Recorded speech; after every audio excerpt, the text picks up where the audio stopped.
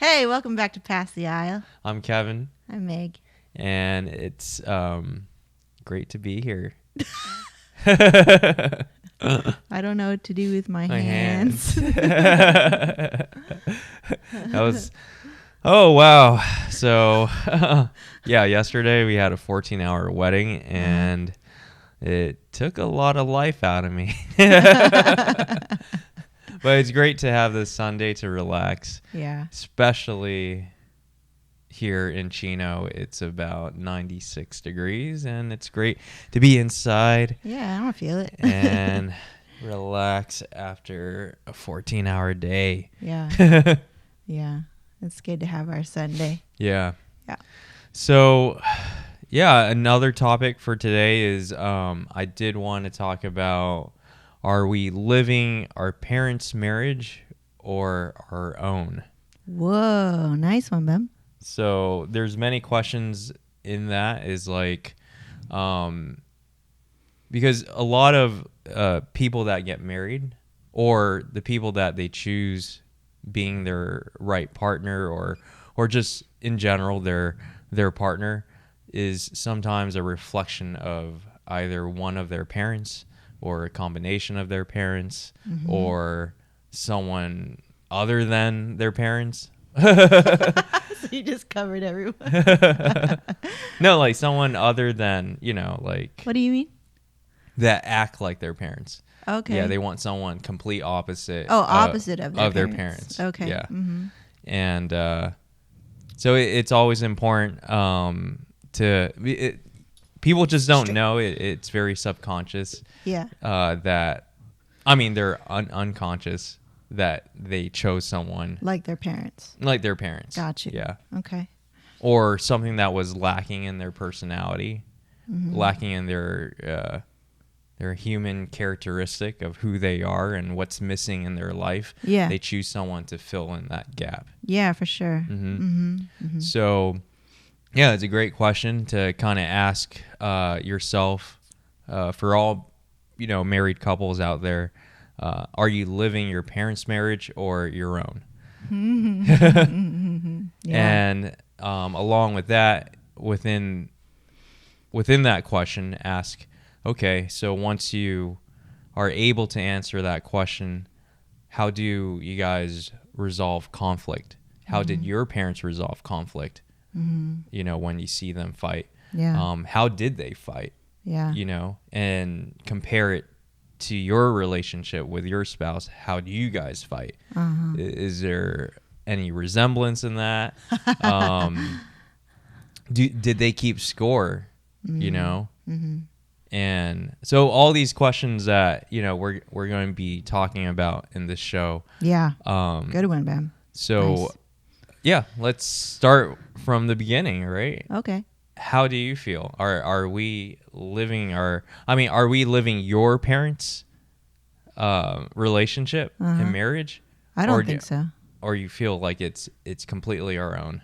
I think it's evolving. It's always changing. I think we had the opportunity to break that cycle, break the wheel, so to speak. Any Game of Thrones fans out there? Break the wheel, because in the beginning it was very much like how my parents were, because I was like my parents, right? You are the child that your parents raise.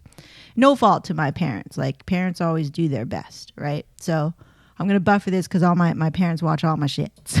It's like it's no fault to parents in general. All parents do their best with what they know and what they're capable of. Okay, so I want to preface this whole show with that. So it's definitely not a blaming thing on my parents. So with that being said, like, when I first met you, like, you already know, like, I didn't talk. Like, if I remember the first time, that was a very good example of what I remember is I was taking a nap in our old home, and we're still in college. We're still very young. And you woke me up from that nap. And like, I was so pissed off because I don't like to be woken up. I don't sleep very well in general. So if you wake me up, it's like, dude, you interrupted my sleep. I'm trying to get rest, whatever. But I didn't even tell you that. I didn't even have the decency to say, hey, next time, like, I really don't get a lot of sleep. The mature thing would be, I don't get a lot of good sleep, and when I do, like, please don't interrupt me. If you wake me up, you interrupt that, and I really don't like that. I would rather just wake up on my own, right? Who was like that? No, I'm just saying your mom or your dad like that? No, not that in Oh, particular. okay. I'm just saying me with naps. Yeah. I'm like, don't wake me up. Let me wake up, because you interrupt me, right? So, but I didn't even have the language, maturity, communication skills to just say that. Like, it's not a big deal, really. It's just like, just tell me, okay, next time I won't do that. Cool. And I remember that I was so mad, and I couldn't even tell you why. And I remember, but there was many instances like that where you were just like, just tell me. You could tell me. I'm like, what? I could tell you? Like, before, if something was ever wrong, you don't really explain why you feel this way. And then the other person would be actually listening to you and going, oh, okay, I get it. I understand. I know where you're coming from. Like, nothing like that, right?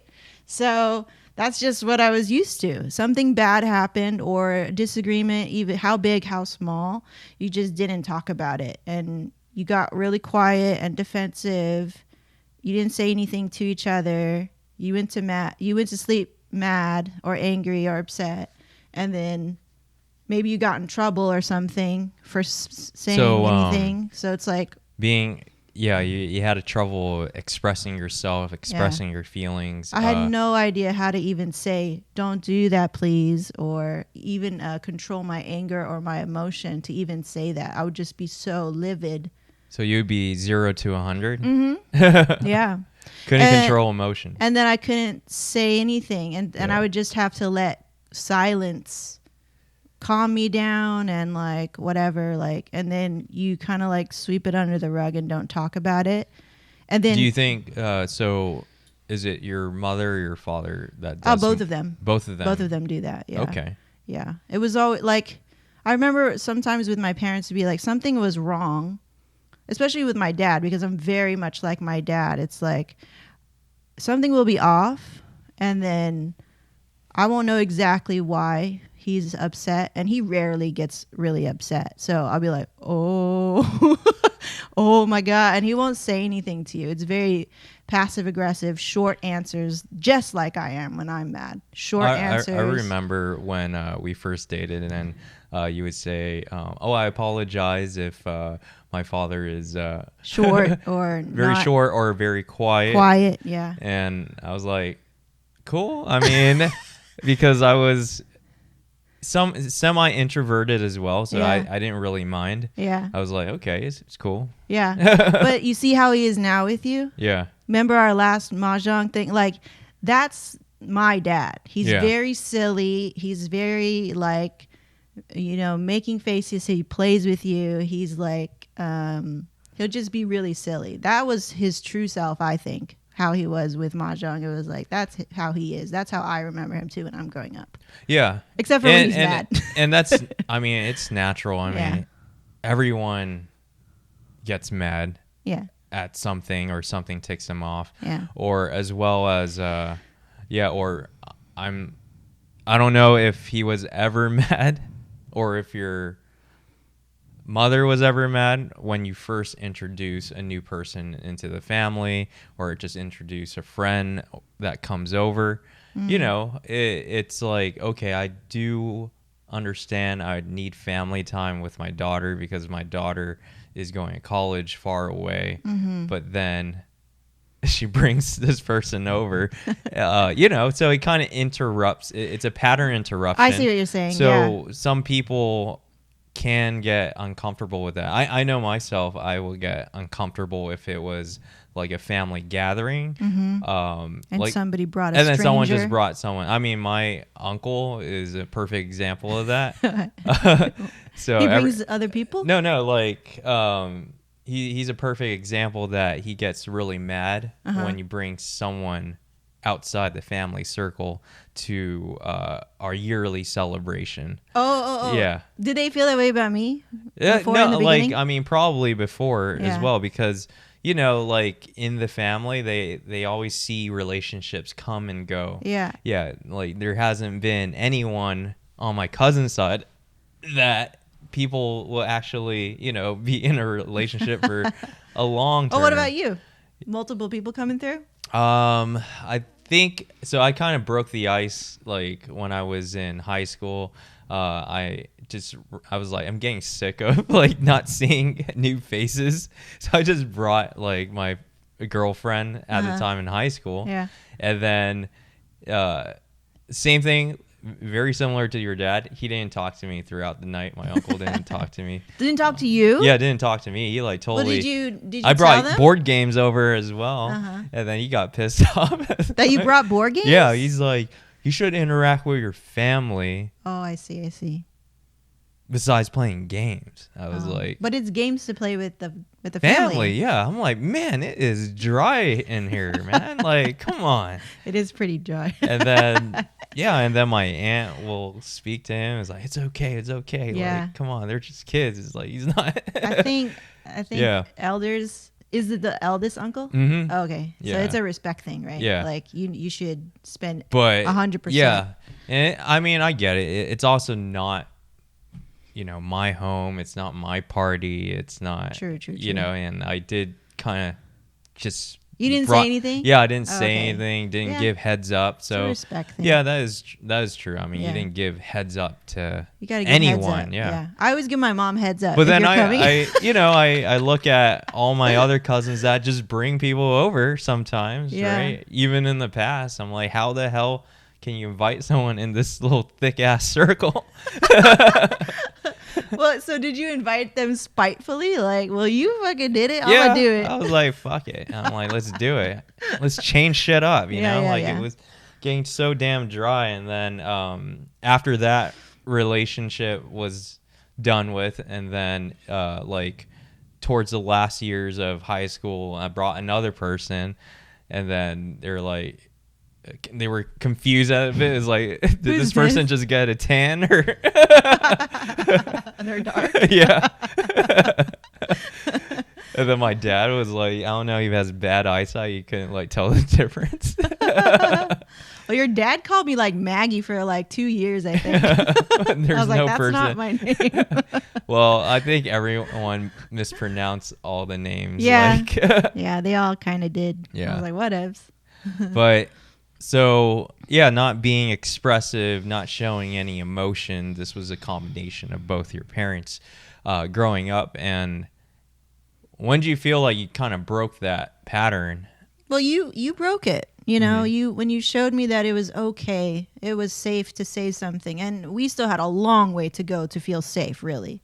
But it was the first time that, and I had been in only 2 relationships before you. One was a sham, like I just was so naive and I didn't know what the hell I was doing. And I was already 18. So I was just so naive, didn't really know how to even interact with another human in a relationship, which is like, okay, we won't go down there. And then the other one was hell.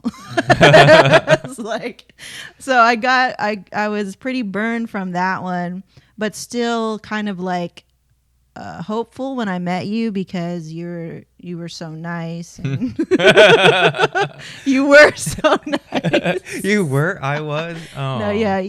You were so nice at the time when I didn't know all the other stuff that we have, right? So at the time, it was like, this is a really nice guy, and I want to just make friends out here. And so that was my opinion of you.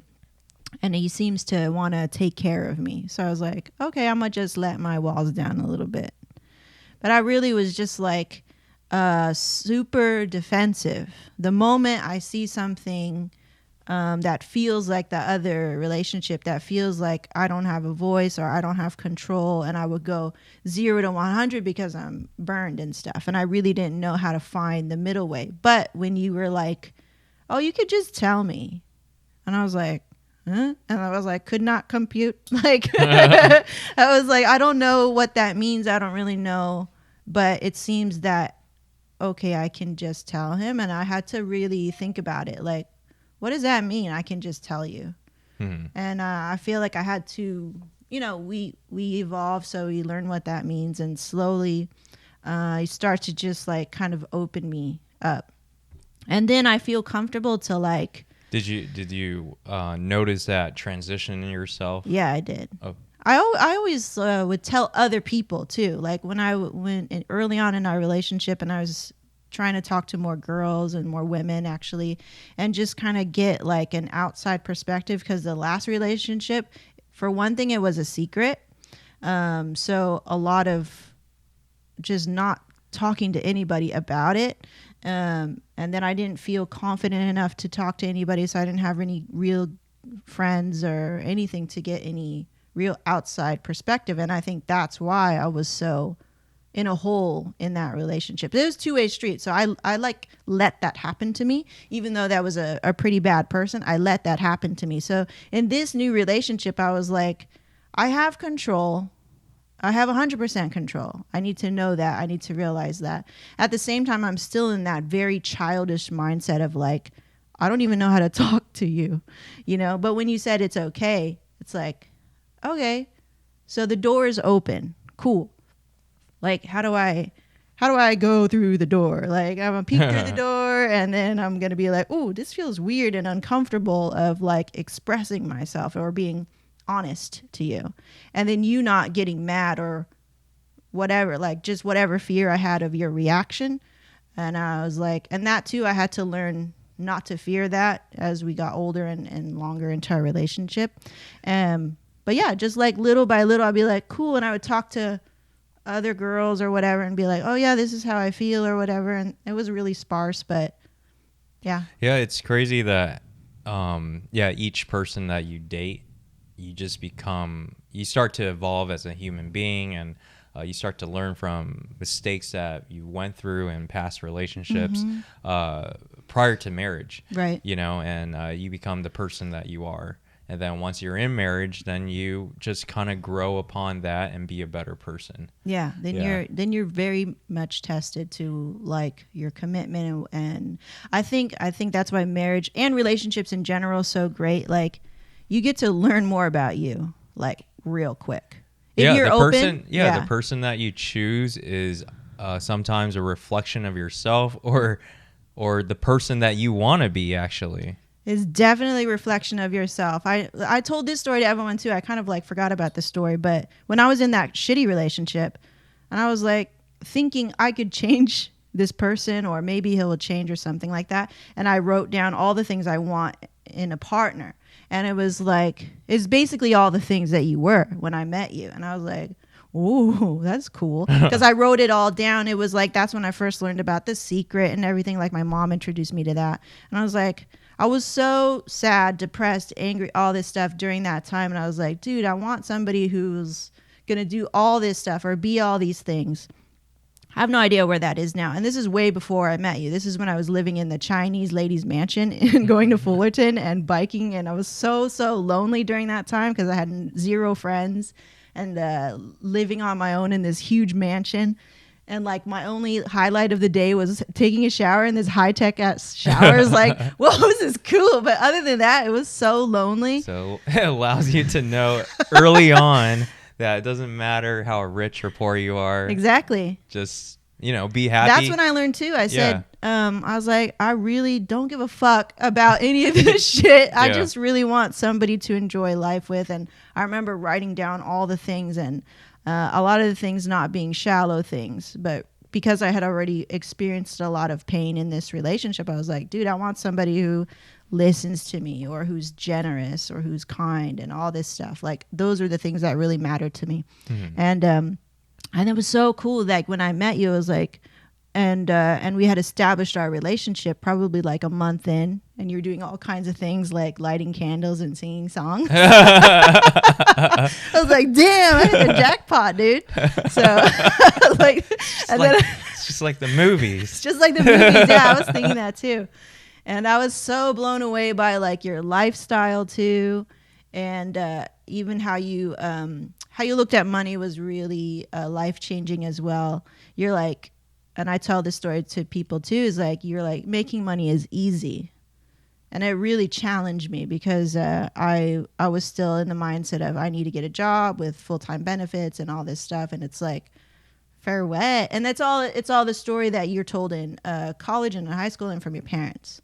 But then when I saw you do your thing, and all the time you'd be like, making money's easy, and you're making images that look like they're in magazines. I remember telling you that. I was like, wow, it's for like in a magazine. I remember saying that. Yeah, I was like, yeah, that's what I wanted when I first started. I was like, I want to produce something that, you know, But your looked- ambition was very inspiring. You know, I don't think I surrounded myself with people that had the same ambition.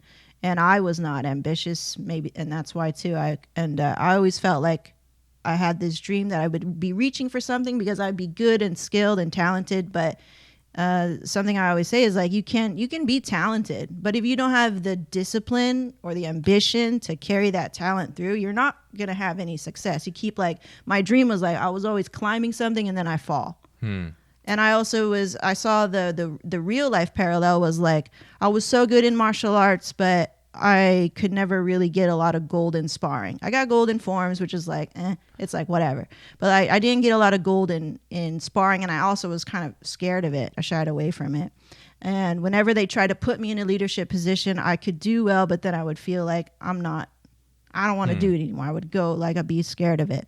And that was like with everything. So I was like, man, I'm like, am I going to find my passion in life? Do you feel like throughout these times while you were figuring yourself out, doing these activities, did your parents influence you in any way in motivation or being ambitious? They were definitely like always encouraging. Yeah. Whenever I did show interest, they would be like, "Oh, go ahead. You want to go do this? You want to go do that?" And then the pressure. Until it was art, right? No, it was just like, and then they didn't really support the art thing because they're like, it's not going to be really like safe for you. They didn't have to say much to convince me that it was not a good idea.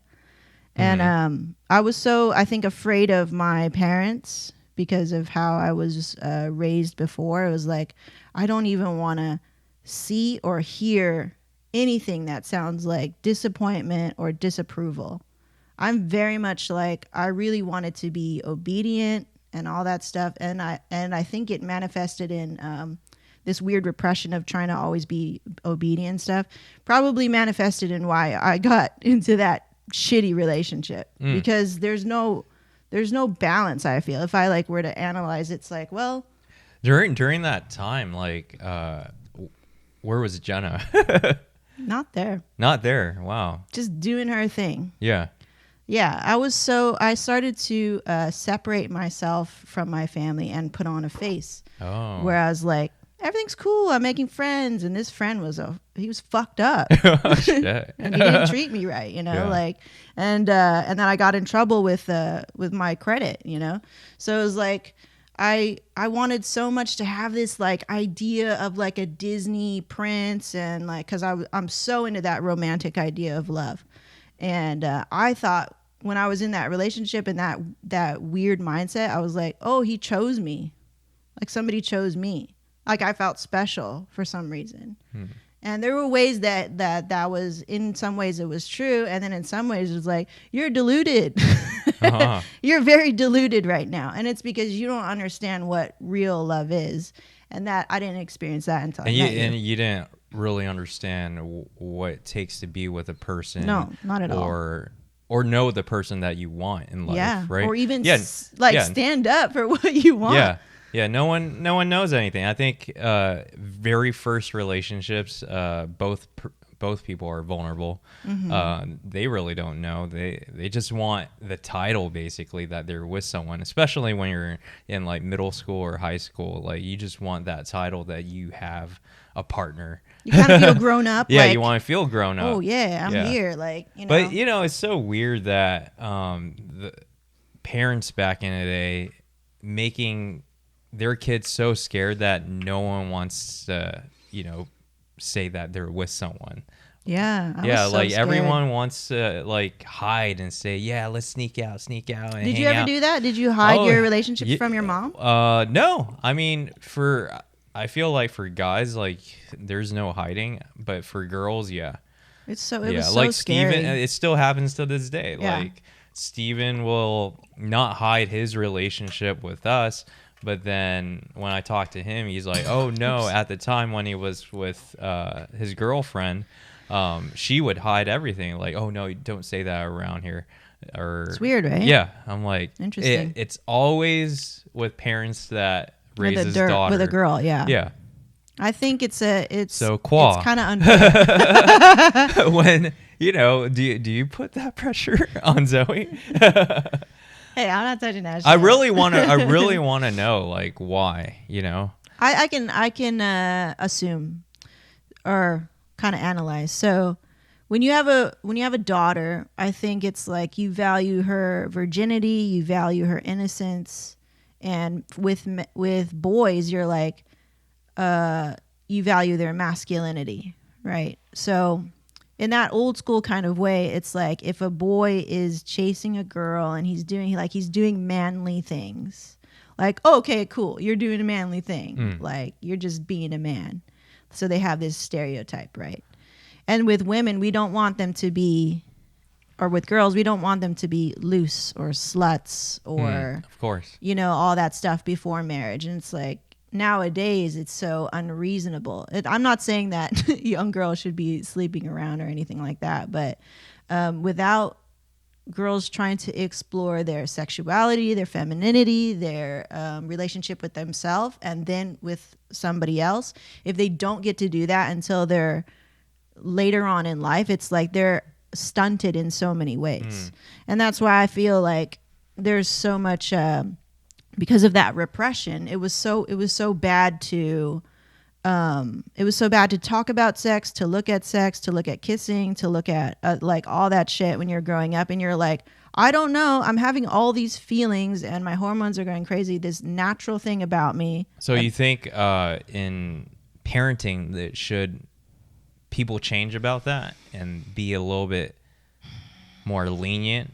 I don't know. Like, where's the fine balance between parenting when you have a daughter? Yeah. Where's that fine balance? I couldn't say because we don't have children, but I would imagine that if I did, I would try to just establish a zone of safety because I would like to know. Of course, I would like to know what my children are doing, and I would like them to be honest with me.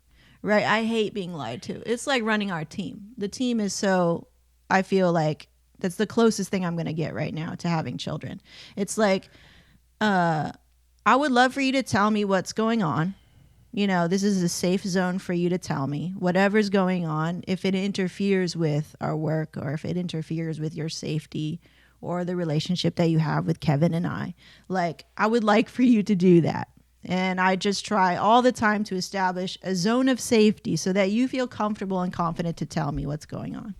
Versus you telling me everything's fine. And then maybe you're breaking down inside. Maybe you're dealing with a breakup. Maybe you're dealing with whatever, and you don't tell me. And then I'm just left to be out in the cold, basically, outside of the house, outside of the circle, not being kept in the circle. And that for some reason, yeah. And when you say that, being either a parent or a business owner, people that work for other businesses or just having a regular day job, they never had that feeling to be able to express themselves within to that owner of a business, or usually that will happen from coworker to coworker. They'll find friends within the people that they work with, and express it through I'm not those saying channels. you gotta talk to me like your best friend, but just know that you can be confident enough or comfortable enough to just feel friendly. And that you don't have to hide stuff. I don't like that. The moment you hide stuff, and now I know what my parents felt before when I lied to them. It's like, dude. But at the same time, if you didn't establish a zone of safety, no, it's like, hello, duh. Of course, I'm not going to tell you the truth, because if I tell you the truth, it looks like and feels like you're just going to punish me. You're just going to punish me with words or with actual smack or spank or whatever. I don't feel safe to tell you. Have your so how does your parents growing up, how did your parents handle arguments and confliction? When they argue with each other, I mean, they really try not to let us see. I think when they have an argument, you feel it. The energy in the room is all like, it's like an anime. There's a current of electricity running where it's like, ooh, tension. And nobody's saying anything. You see it in their face. Tension, tight mouth, tight. Like how I look when I'm mad. You know that look, right? It's just very tight, like tension. And nobody's saying anything. But you don't hear anything. No, it's quiet. Not a yelling. No yelling. No throwing things. No abuse. So what happened to like breaking stuff? Like you were saying, you would break stuff, and I think that came from when my mom told me, "Do you want me to break this right here on your foot or something like that?" I was like, "What the fuck?" I was like, I'm already like a kind of tomboy, so I like to do like karate and stuff like that when I'm young, and I like breaking stuff. And so with me, it's like But they never broke stuff. No, not really, no. But you would break But stuff. I would break stuff. Okay. I would like to break stuff, yeah. So you went to a different level. Yeah, I went to a different level. Because I'm like into that, like kicking stuff and breaking things. I would make swords and break them and all kinds of stuff. Swords? I would make little swords out of like cardboard. Oh, okay. I was like... No, they were like really long toilet paper thingies. Yeah. And I was like, oh, I'm going to make a sword out of this. That's cool. I tape it with electrical tape and stuff. And I would play fight and all that crap. That's crazy. But what would you say growing up, is that a good example of not just seeing the tension part between your parents? I think that was pretty good. I mean, That's like they good. just did their best. But the only thing that was detrimental is like, oh, that's how I learned. So if there's a fight, don't say anything. It's silence. Like, it's quiet. So fights are quiet. Fights are like a quiet rumbling inside. Oh, that's what you thought it was. Okay. Yeah. And then like, so fight, we don't really use the word fight. It's like, we don't use the word at all. It's like, I don't think they had a word for it. It was an understanding.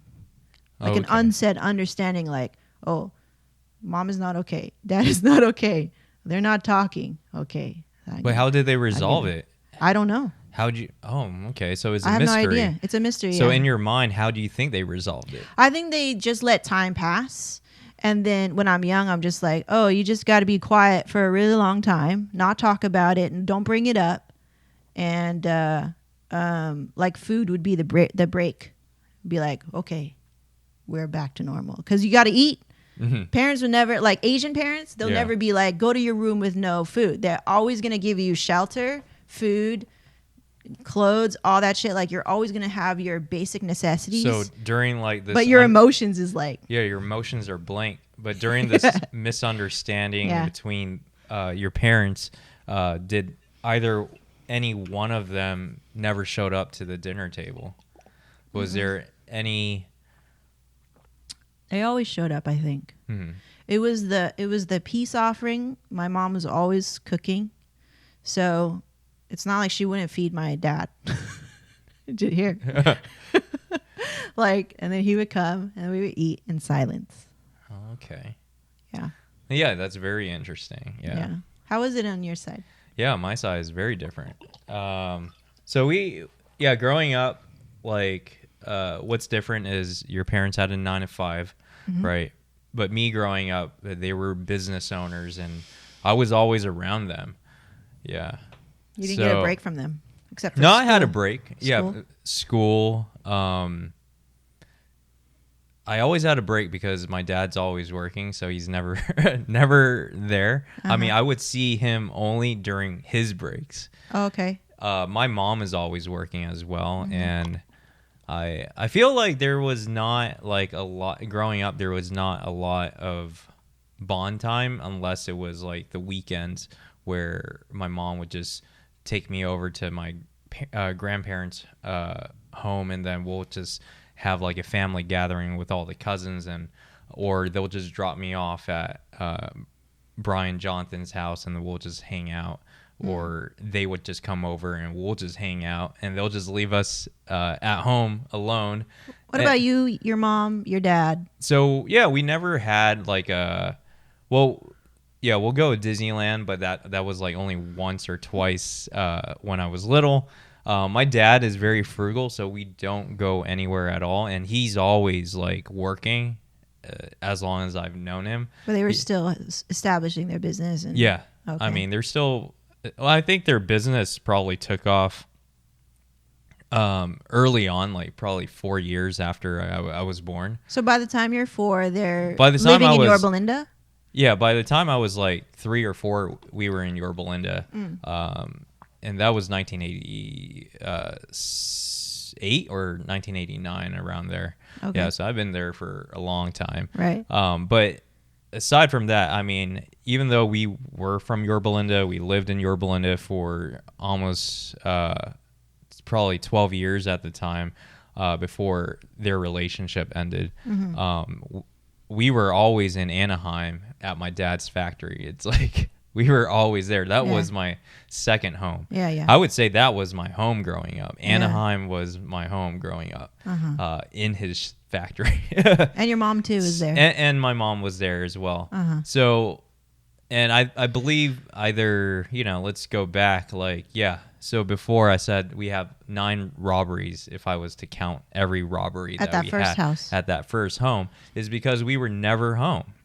Yeah, that house was a complete darkness, like 90% of the time. No one was enjoying that home. No one was there to hang out in that home. We were Interesting. always at the factory. Even his parties, like his little businesses parties, would be at the factory, and that's why they chose a private school, because it was Anaheim. Yeah. They know how the school system was around there. It wasn't that great. Yeah. It was probably really bad, so that's why they sent me off to a private school, which is good. I mean, I got to meet like great people growing up. I've seen like all of them grown up now, and they're all successful. That's cool. Yeah, I mean, I like we kept all in contact throughout these years. It was like a little cohort. It was like a little family, because Yeah. the moment we all went to preschool together, those guys will go to like all the way to high school, and some would go to college together. Wow. From what I've seen Yeah. throughout my college years, I would say, hey, shoot, he's still with you? He's still there? And Yeah. it's pretty cool. It's a good school then, huh? It was a good school. It was an awesome school. But But it was like I didn't have like someone to teach me. Like no one was parenting. I mean, no one knows how to parent their first kid, right? They're all still figuring it out. But I feel like since I was like the first generation born here in America for my family, even though like my mom came here at a very young age. That is a mystery, man. And yeah, the reason why is that she got pulled out early What do you mean? from starting her career. So even though she started here when she was in middle school, Yeah. and she attended high school Yeah. here back in like the 70s, right? By the time she was 18, she met my dad, and they took off and ran their own business. So she never had a chance to go. I mean, she did go to college for a little bit, but she didn't have a chance to jumpstart a career of her own, or practice her English, or be surrounded by people that spoke English, right? Until like never, So I feel So she followed your dad. yeah, she followed my dad, but Did your dad ask her?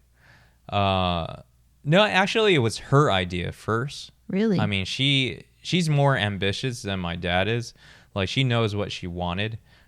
When I spoke to her, she said that the moment that she came over here from Vietnam, she was working for my aunt, and she's been working for my aunt, and my aunt would take advantage of her as like a child labor, extra hands, extra money for her. So there's still tension till this day between them two. For sure. But my mom would always vent saying that, yeah, my eldest sister would always work, like I was like a slave to her. I would work my ass off and for little pay. So it caused her to be very ambitious. She's like, I see my older sister wearing this, buying this and all that, and I don't get any of that. So she couldn't wait. That's why she found someone to take her away from that lifestyle. Huh. And so she found my dad, and they got married and stuff. But yeah, take me away from that life. Yeah, that life I of see. working under my sister, who doesn't pay me well, Got treat you. me like crap, Yeah. like that, right? Yeah. And then ever since that, they ran a manufacturing business, and yeah, it just kind of took off from there. So she wasn't able to surround herself with English speaking people. So Okay. she didn't know how to teach when she had me. My dad definitely didn't know how to teach, and he doesn't know how to teach till this day for for all of the other brothers, right? So, and he didn't know how to have fun at all. Yeah. And I never was able to learn too much about him, like what was his past like, what went like, is there something battling within his mind? It's always seemed like now, like when we sit down and we have a one-on-one conversation, he's always saying that yeah, my father was an architect and I kind of have some of those traits and this and that. And then he will always talk about the older brother having making the decision. He's like an inventor and all that, and I have my other path, and you only have one life to figure out what path is right for you. I'm like, okay, so what's going through your mind? And why are you why are you working so hard and you never had fun, right? And I thought, so those traits I adopted growing up. I'm like, okay, so I have to work freaking hard to, get what I want. But the ambitious part just didn't come out until like probably the junior year of high school. It didn't come out until then. And I don't know what went through me, but I was like, man, I'm not good at shit. like my mom would put me in Aikido. I would quit after like 1 or 2 years. Yeah. She would put me she would get me like the best skateboard, and I would just skate for probably 2 years, and I quit. Like I stopped showing up behind Albertsons to skate with my friends because I sucked. I think I put a lot of pressure on myself that I thought I was going to be a natural skater, being one of those natural people that are just good at it. Yeah. But I think I put too much pressure to the point that, okay, if I wasn't good at it from the very start, screw it. So I jumped a lot in activities trying to figure what I was good at. And then until college, What did your mom say about that? my mom said, like, you have too many toys. Like, you have... She didn't say like, what's up with this quitting pattern? No, she never said. My dad would say is like, oh, you're spending way too much money. You're like jumping from one thing to another. Stop buying him stuff. Stop. He was that's why he's not as ambitious. He had to learn that ambitious mentality from my mother, and now look at him now. He's like a risk taker and buying properties and things like that, right? Yeah. But initially, no, he would try to reserve everything. Yeah. I'm like, if you're trying to reserve, then you're going to reserve the child's mindset. Yeah. I mean, I have to thank my mom for giving me all the experiences, and everything that I wanted to do, I was able to do.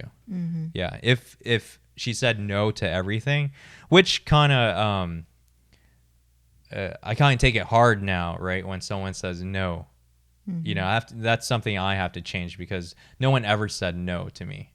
Right. Because my mom always would say, yeah, do it. Let's do it. Yeah. So, How were their fights? So their fights were, so they didn't have all that. They weren't conscious like your parents. Okay, let's keep it quiet. No, it was freaking loud. Yeah. Yeah. I don't remember. I mean, they probably have arguments like when I was at school, because sometimes I'll be at school for a long time. Like after school, I would have continuation school at like a tutoring center because they didn't know how to teach me, right? So they would just send me off to, I forget what it was called, like Sullivan or something. Sullivan. Wow. Yeah, it was like that tutoring company. Mm-hmm. Yeah, and so I don't know if they had a little argument while I was when I was being tutored. So, What would their arguments be about? but later then it got out of hand. Every little thing was a bicker. They would argue like right in front of me while we were driving home after their work. Yeah, I would be in the back seat. I'm like, okay. About business or what? What's it about usually? No, it was about my dad just like always like looking around, like looking at girls. Really? or and then I mean my mom was like very expressive. Yeah. Like she didn't give a damn. Like Yeah. she would like, what the fuck are you looking at? Yeah. Yeah, why are you looking out there? Yeah. Yeah. Oh, I see. Yeah. So trust was like an issue. Yeah, trust was an issue. Yeah. And money was They didn't argue about money? financial. I don't think about keeping scores. I don't think they ever. I think, yeah, about money. They start keeping scores when, kind of got carried away buying stuff.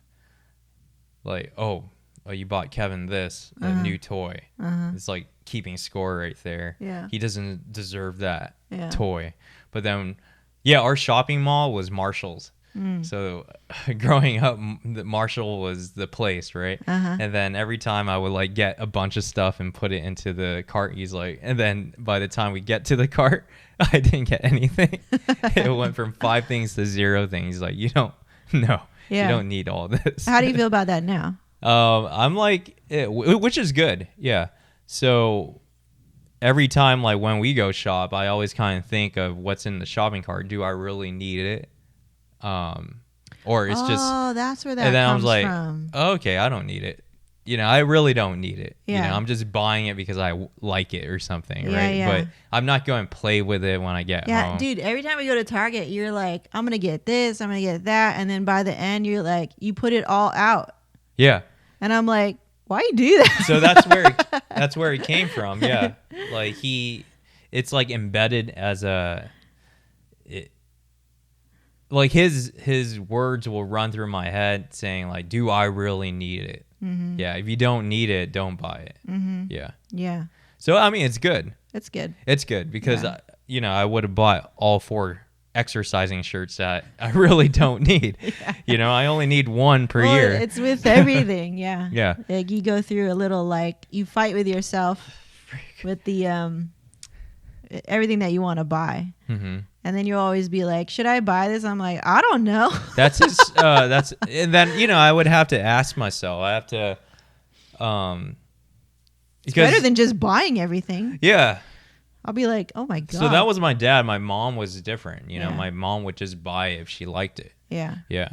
Which is like, there's not a good balance right there. That's an issue too. So he gave me that balance early on. And it's Yeah. always been like that. Well, that's good. Parents Like are supposed to do that. Yeah. He Balance. really tried to control spending that it shouldn't be like my mother. Yeah. Yeah. I see. And it's good. Yeah. It's good. Yeah. Yeah. I think it is really good too.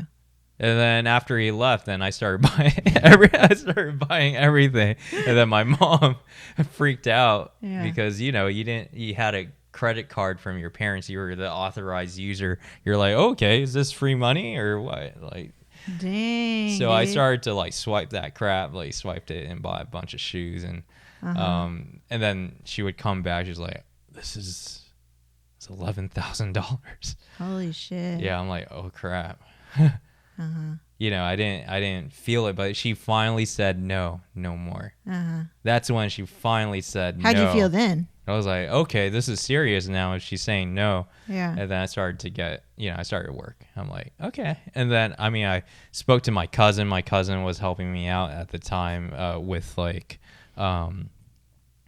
hanging out with me, just trying to create like a family bond as well.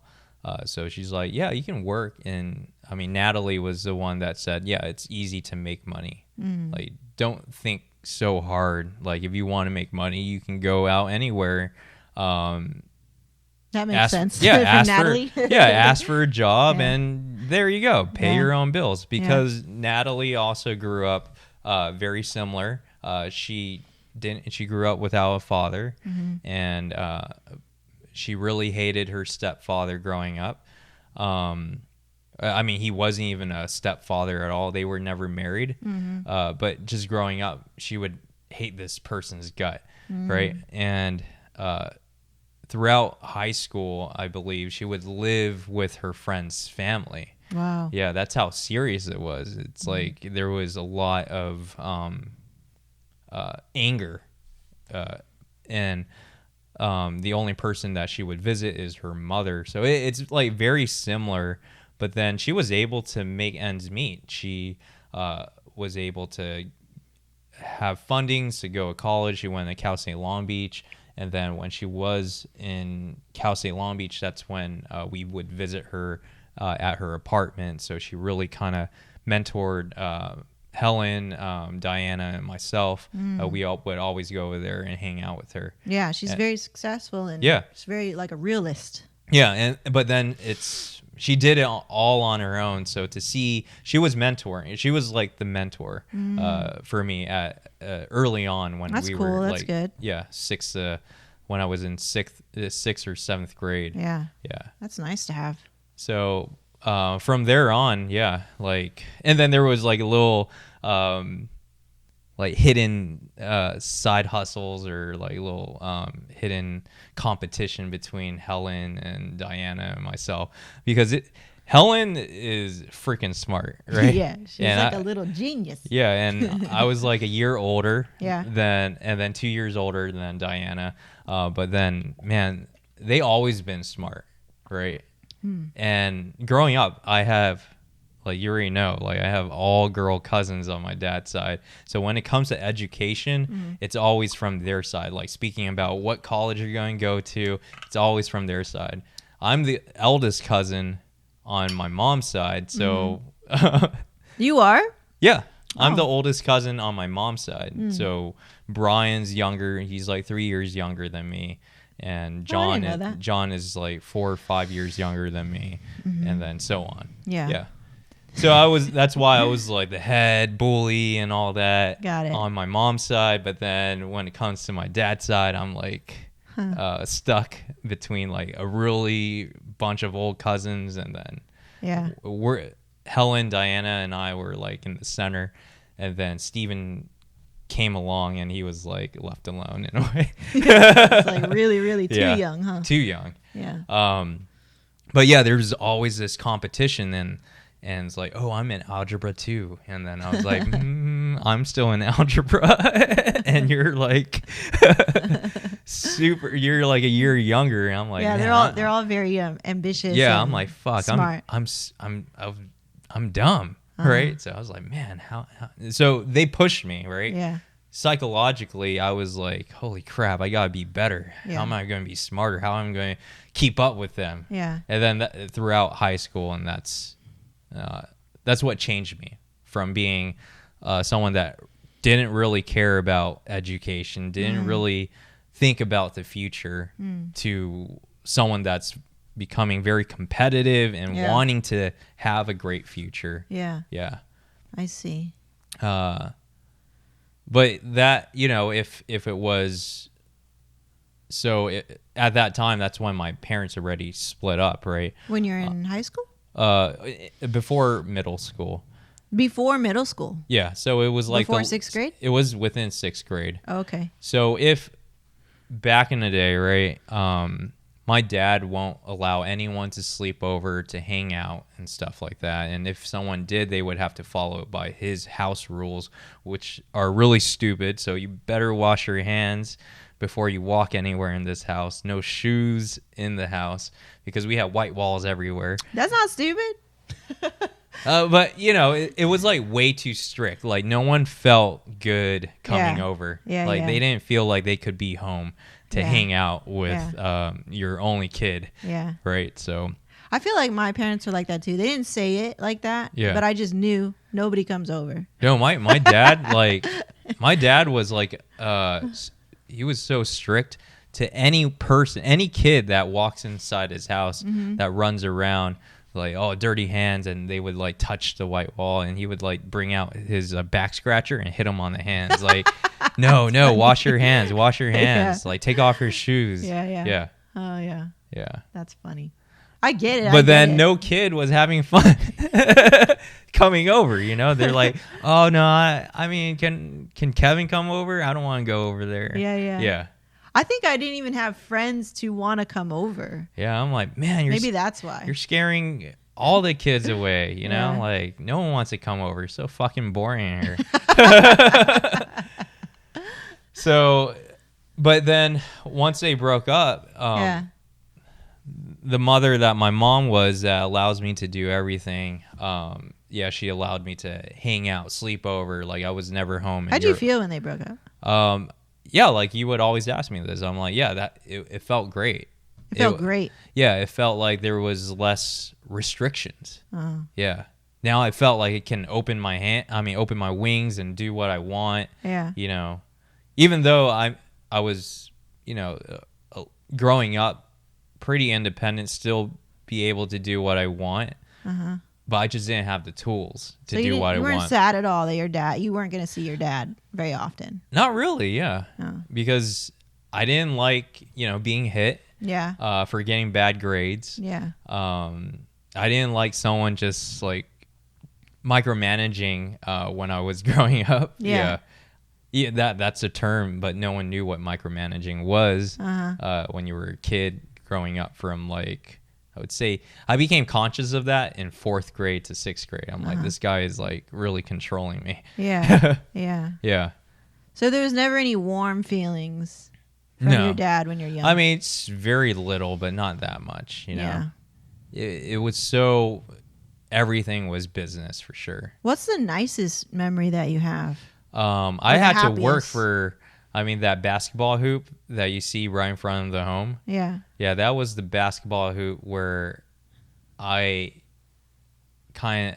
basically fought for that basketball hoop. Uh-huh. So I worked for him. I cut like all the threads and like I worked through like 3 bags. Yeah. Yeah. Yeah. Cutting thread to afford that basketball hoop. And Yeah. I felt so rewarding. Like I felt it was so rewarding. Like I was saying, he didn't believe me, right? So we would go to Toys R Us. He would just try every time he would take me to Toys R Us, right? He would never buy anything. Why would he even go there then? He just wants to, like let my excitement out there. It's like a tease almost. So I would run there and I was Like an amusement park? yeah, I was like, I want that, I want that, I want Yeah. that. And he's like, no. Yeah. And then before we leave this one time from Toys R Us, I saw a basketball hoop for $100. And he's like, no, it's not $100. Yeah. Yeah. He didn't believe me. I was like, if it's 100 and I prove it to you, will you buy it? He's like, yeah, if it's 100, but then you would have to work for it as well. Uh-huh. Yeah.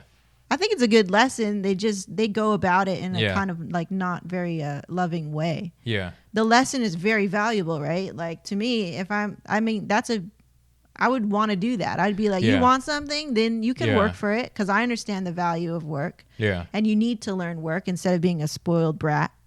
Like I would be like, okay, yeah, you could work for it, but he probably didn't say it in a nice way. Yeah. And like, the tone is like really like scoff, like, but there's a way to do that. There's a way to teach your children a really good lesson about Yeah. money and wanting things without being a dick about it, right? Like you can be friendly, you could be gentle. Yeah. But it wasn't, a normal kid's lifestyle. I didn't have a lot of stuff. I think that was the only stuff he ever bought for me throughout. Why do you want stuff so much? Well, you would go over your cousin's house and they will have a lot of toys, right?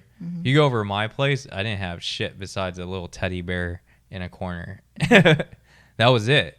You know, there was no electronics. There was the only thing was renting movies from a 99-cent video store, and that was it. Yeah, there was no toys along with that.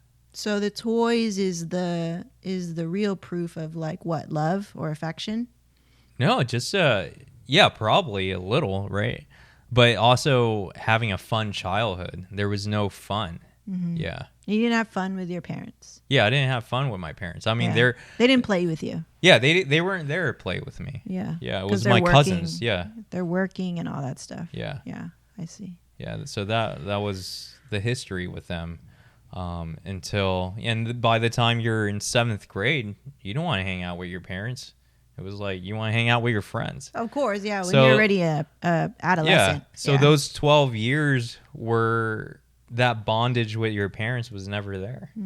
Yeah. Interesting. I was okay. Those are my parents. Yeah. Yeah. They're just there. They were just there for 12 years.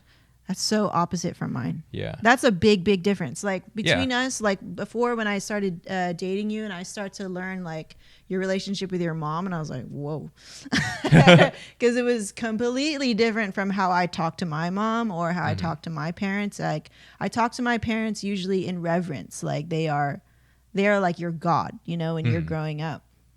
And I have like an extremely mindful approach of how I talk to my parents. But like the way that you talk to your mom, I was like, whoa, I would get slapped for that. You know what I'm saying? And Yeah. it would give me I would have an issue with it. I'm like, I don't like how he talks to his mom Yeah. because I don't want him to talk to me like that Yeah. or to my mom. Like, Yeah. what the fuck? So, but I wouldn't feel at that time for sure, like when I first know you, I'm like, I'm not saying shit. Yeah. I'm not saying shit right now. And like when we were growing up, my dad would always try to play with me and everything, and I really appreciated that. And my mom would always try, I think, too. But her actions were more like educational. Yeah. And it would feel so nerve-wracking because like she would have always flashcards and like try to get hate those. I hate the flashes. So Yeah. anxiety. I get such anxiety from the flashcards, man, Yeah. because I don't know what the fuck 7 times 7 is or something, right? Yeah. Like, oh my God, I can't remember. And I think, you know, when Asian parents, they definitely want their kid to be smart. It's like Yeah. it's like the stereotype, right? Well, you want any kid that you want raise your to kid be to be smart because Yeah. you want that they're a reflection of you. They're gonna reflect upon you at Yeah. some point. And like if your kid is dumb or whatever, like you're like, fuck, that means I'm a bad parent, you know? Yeah. Like they don't really make that connection, but like unconsciously. Yeah. Like, damn, you're not doing good. That means I'm not doing good. So you better fucking do good. Yeah. Like, you know? So, yeah, like my dad would always be more playful. But then if he got mad, like it was like really scary. Yeah. Oh, that's where I got the breaking stuff because he broke stuff. Who? Your dad? My dad, yeah. He didn't break stuff a lot. Yeah. But like that one time I learned, like he got upset and I was playing with my like back, what's those New Kids Off the Block? Okay. And I had 2 of the Barbies Yeah. and a stage. So I have a stage to like perform on and stuff and I'll be Yeah. playing with it. And for some reason I was like bugging him or annoying him and he broke it, you know? And then I was like, oh, quiet now. It's quiet. Bye. and then I learned, I think I learned from that. I was like, okay, so when you're mad, you break stuff. Okay. And then you're really quiet after. Yeah. But I'm so happy that they spent time. Like right now we're seeing on Facebook that your dad is like out having fun. Yeah. And all that stuff. And like, that's cool. And he deserves it. I mean, the guy works so hard. Yeah. You don't feel any way that you didn't get to do that with him? I don't really care. Yeah, I'm just glad that he's able to breakthrough of who he was before it was bad. Yeah. That's cool. Yeah. You That can let he's it able go. to, enjoy his life. Yeah. Don't enjoy it like when you're old. Yeah. Too old. Yeah, too old to not be able to do anything. Yeah. Yeah. Yeah, so I'm glad that he's able to do that. Yeah. Yeah. Yeah. So. But yeah, we went on a lot of trips together, and I think when Jenna was born, things got so much more easier. Mhm. I think there was less, I think, pressure on one child to be all the things, all your hopes and dreams, like all your, like whatever. Like if you have two children, I think it's always a good idea if you have children to have two, just because they would have each other, Yeah. and they could have, they could just kind of be a team too, and parents can kind of relax like a little bit. Yeah. You don't have like just one egg in the basket. You got two eggs in the basket now. Cool. Like there's another opportunity to do things another way. Yeah. And I think with Jenna, like I think my parents always now take that opportunity to do things another way, which is really cool. Mhm. Yeah. So, yeah, like you were asking how was their arguments and everything. So it was loud and And explosive or very explosive. like yelling or Yeah, yelling. Yeah, my mom would like scratch my dad's face, things Wow. like that with her nails. It's like a weapon. whoa. What'd your dad do? My dad would just take it, and yeah, it was just a really bad place to be for any kid, being in the back seat while two adults are fighting, right, or having an argument. And I would remember it would happen for a good year of just a lot of yelling back and forth, and I would get scared for my mom, obviously, right, because a man is a man. But at that same time, it was like the O.J. Simpson trial happening, right? I'm like, man, I don't want my dad to kill my mom. Oh shit. You Yeah. thought that? Huh? You understood that trial? Yeah. Wow. I was watching it. Oh. And I didn't then- really get it. I was like, oh. And then you would watch like movies and stuff where it would just be there will be in the car, the guy would open the door and push the person out of the door, and like I would sit behind my mom's seat and I would slowly like close the locks on the door. That, my dad doesn't try anything stupid. When you can't. Did he give control- you an idea that he would try something like that, or that's all in your head from watching It's just movies? all in my head from watching movies. But Okay. I remember, like sitting in, when it wasn't against the law where you can sit with your parents in the front seat. Yeah. Way back in the day. Yeah. I would be playing with toys and stuff, and if they were having an argument, my dad would get pissed off. He'll grab the toy and he'll throw it out the window. Yeah. To take out his anger. To take out his anger. I'm like, what the heck? I was just here. I was just playing with it and stuff, right? And then as you get older, I would sit in the back seat and I would slowly lock the doors, make sure no one gets pushed out of the door. Dang, dude. Yeah. It was scary. I mean, he's always been a very abusive person. Is he violent though? Or is he just verbally like He's abusive? not verbal abusive. He's physically abusive to kids. I mean, yeah. What about with your mom? I would say probably once or twice. Yeah. Oh yeah. Yeah. So it was bad. Yeah. But then that's when I was like, nah, and then when it was over, it was over. Yeah. Yeah. What'd they do? How did they conflict resolve? So my dad was living out of the factory for like 3 or 4 years. Yeah. And he would never come home. Yeah. Yeah. He was just out. And my mom said, like, don't ever come back here. Wow. So he never came back. Yeah. Yeah. And that was it. He lived out of the van, and that red van, he would live out. He would sleep in there. Oh really? Yeah. Yeah. And he would just go over my aunt's house and take a shower or something. Yeah. Yeah. You were never angry with your parents? No, not really. Like I said, there was no bondage for 12 years. It was Nothing to be angry about. nothing to be So angry more about. what, apathetic, like you don't care. Yeah, I was like, yeah, it's just let's move on. Like, there was nothing to talk about because it wasn't about me. You know, it was just their relationship. It was like they're always working, right? And it's always their That's pretty relationship. mature to see that. Like, I think most kids would be like, oh, dang, like, It doesn't involve me. It was never. I was never in the picture.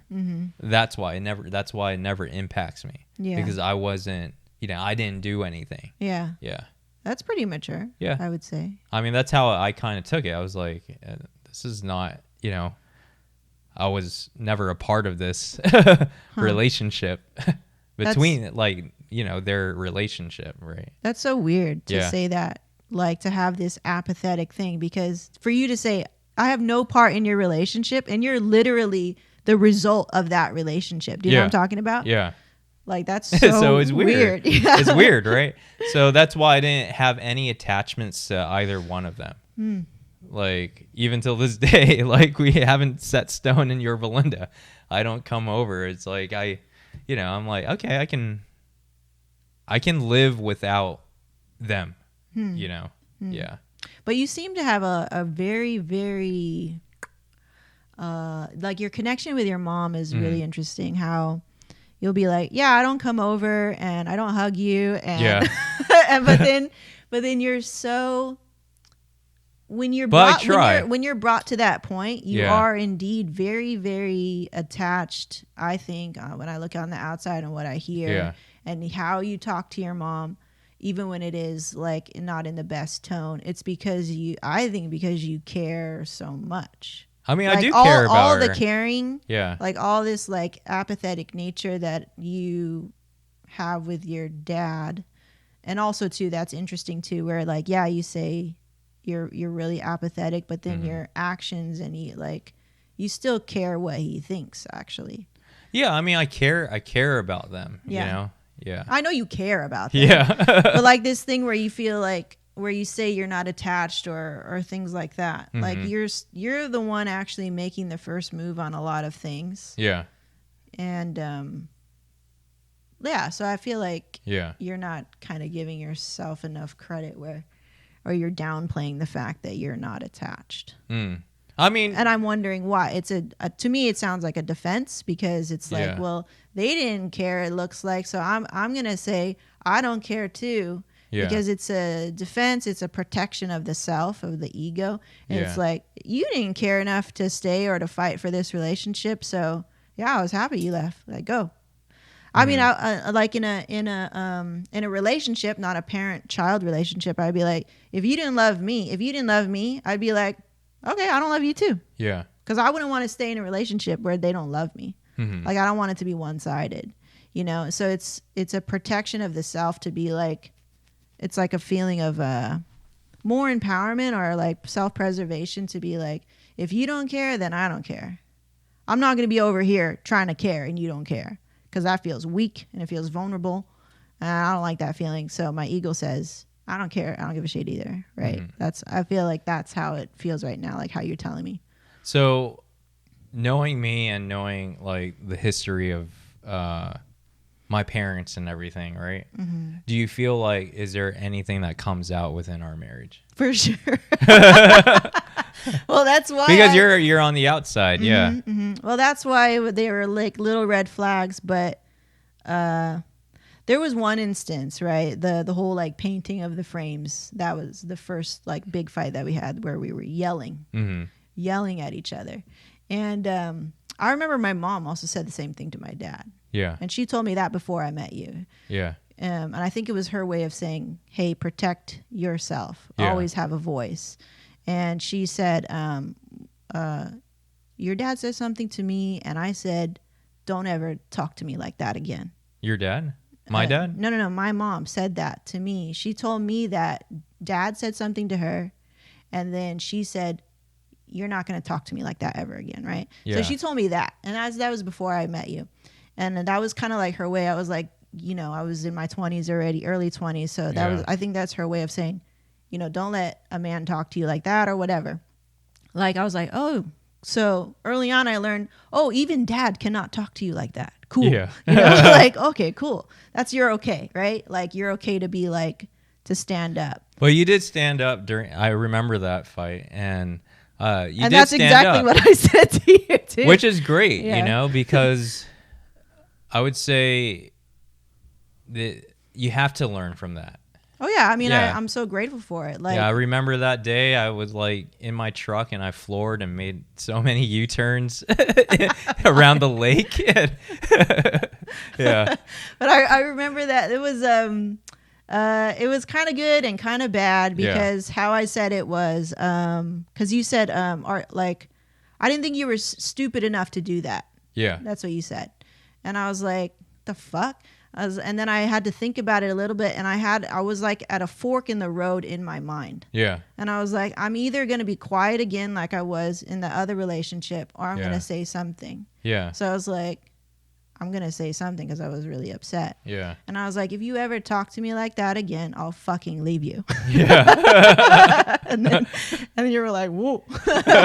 And then so that did two things. One, it allowed me to stand up and have a voice. yeah, And for you to know that, oh, all the power is not here with you. Because that's how it felt before that. It was like you had all the power. hmm That's how it did feel. which is good. I mean, now it like balances the relationship. It was a setting stone in a way. It was too. Yeah. But it also, here was kind of double-edged. There's another thing that happened where it now felt unsafe to say stuff to me. Yeah, In that time, I think you learned to be scared in a way. yeah, Where you couldn't, even though you started the whole, hey, you can just talk to me. So I'm like, cool, I can talk to you. I'm going to tell you, right? yeah, So that's the difference. There's the difference in like establishing an environment where it's safe for, yeah, you can tell me. hmm I mean, it was the heat of the moment where I was really upset, really young and all that stuff.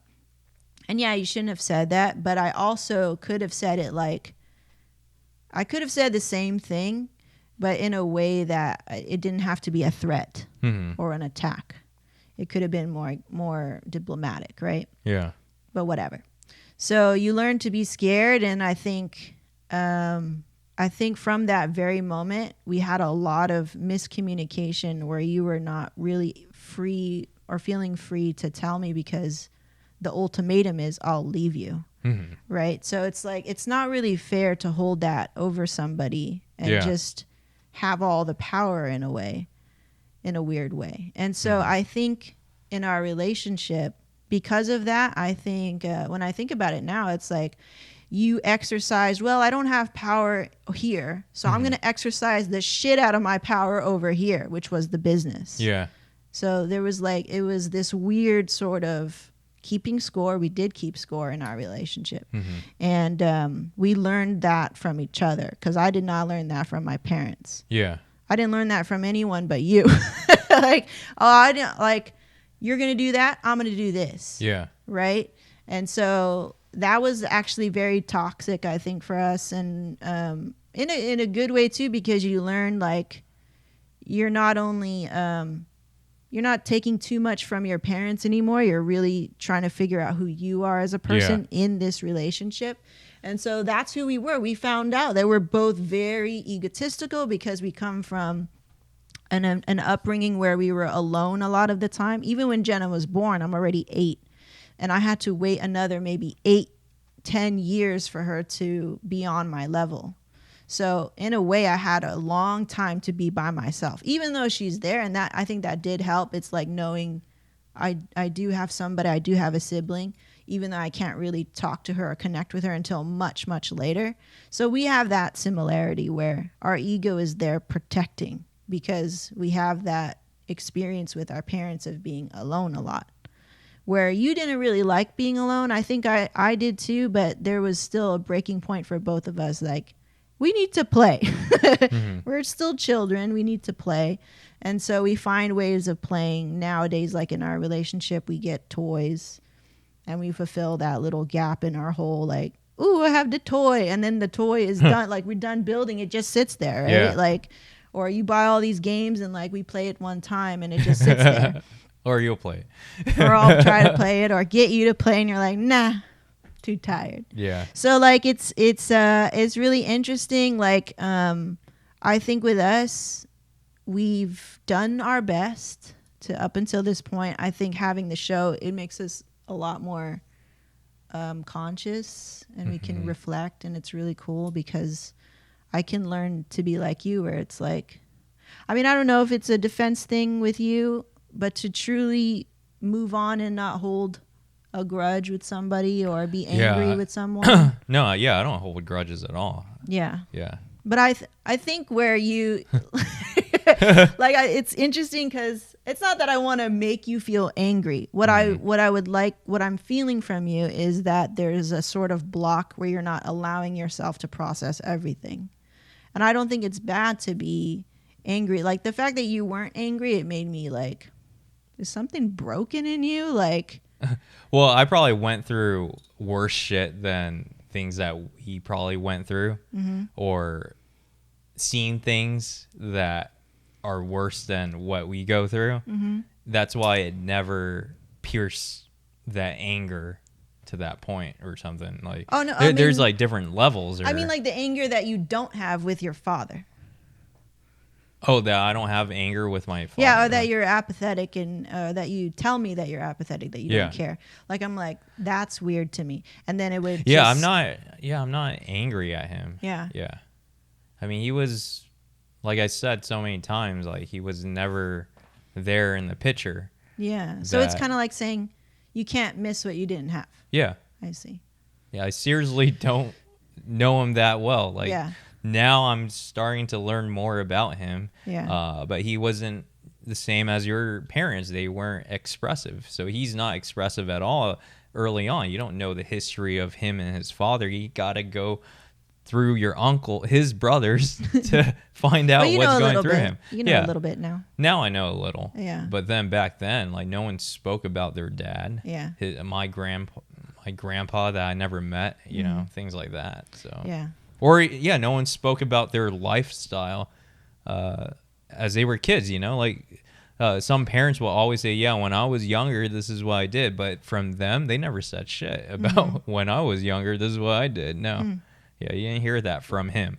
I mean, I would hear that from my mom, what she did when she was younger. But yeah, nothing from my dad. It was like, it was like very secretive.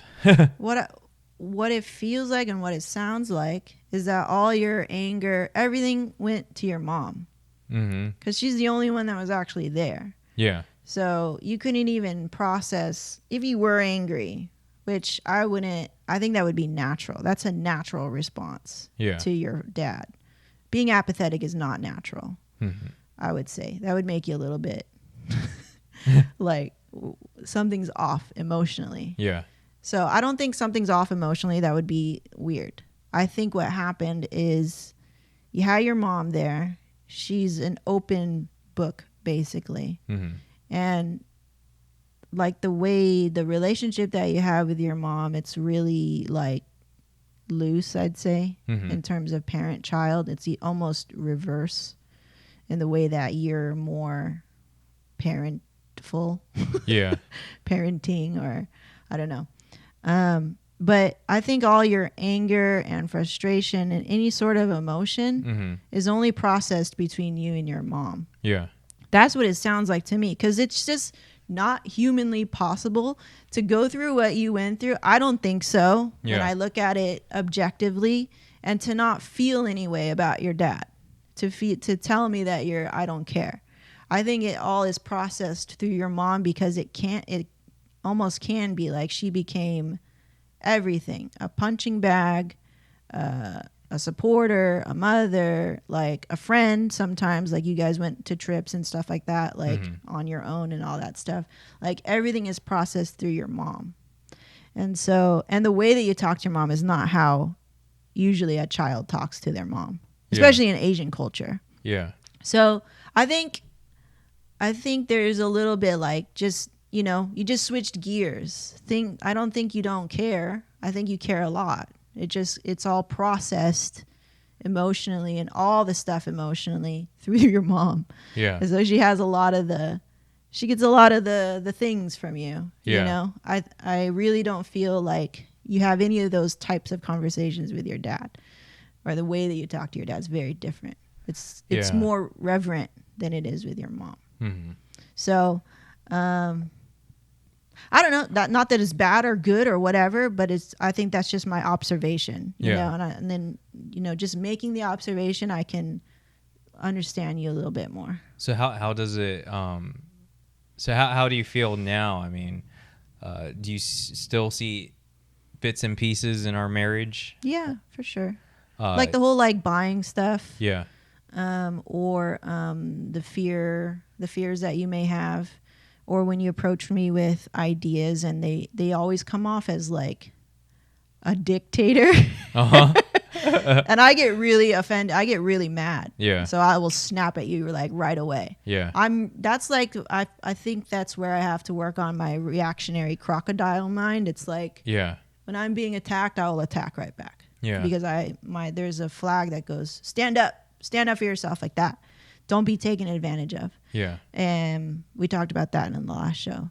But I usually calm down about midway of those conversations. I'm like, okay, yeah. So if you're trying to say this, then just say it like this, right? Yeah. And I have to catch myself and educate you on how I would like to be talked to about that stuff. So, you know, it's like it's always two-way street with us. And like, at least you're like, okay.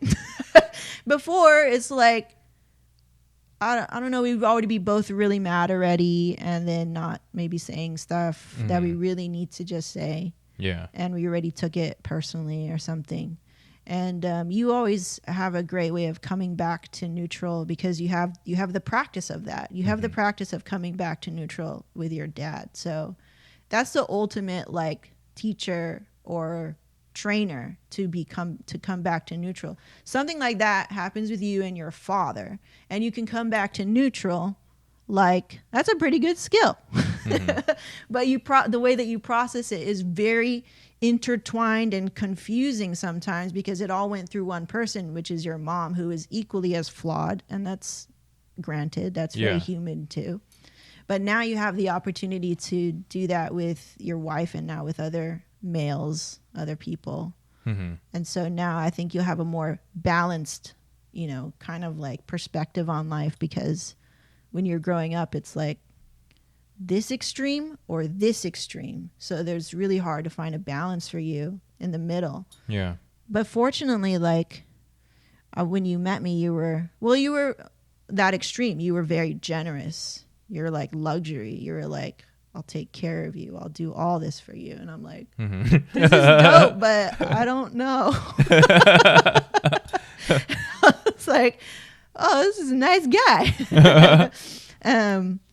Little did we know we had like so much emotional stuff to work on and all that stuff. But I feel like now we are our own, and I see the example of my parents, and I thank them for all the good stuff and the bad stuff. I think it builds character.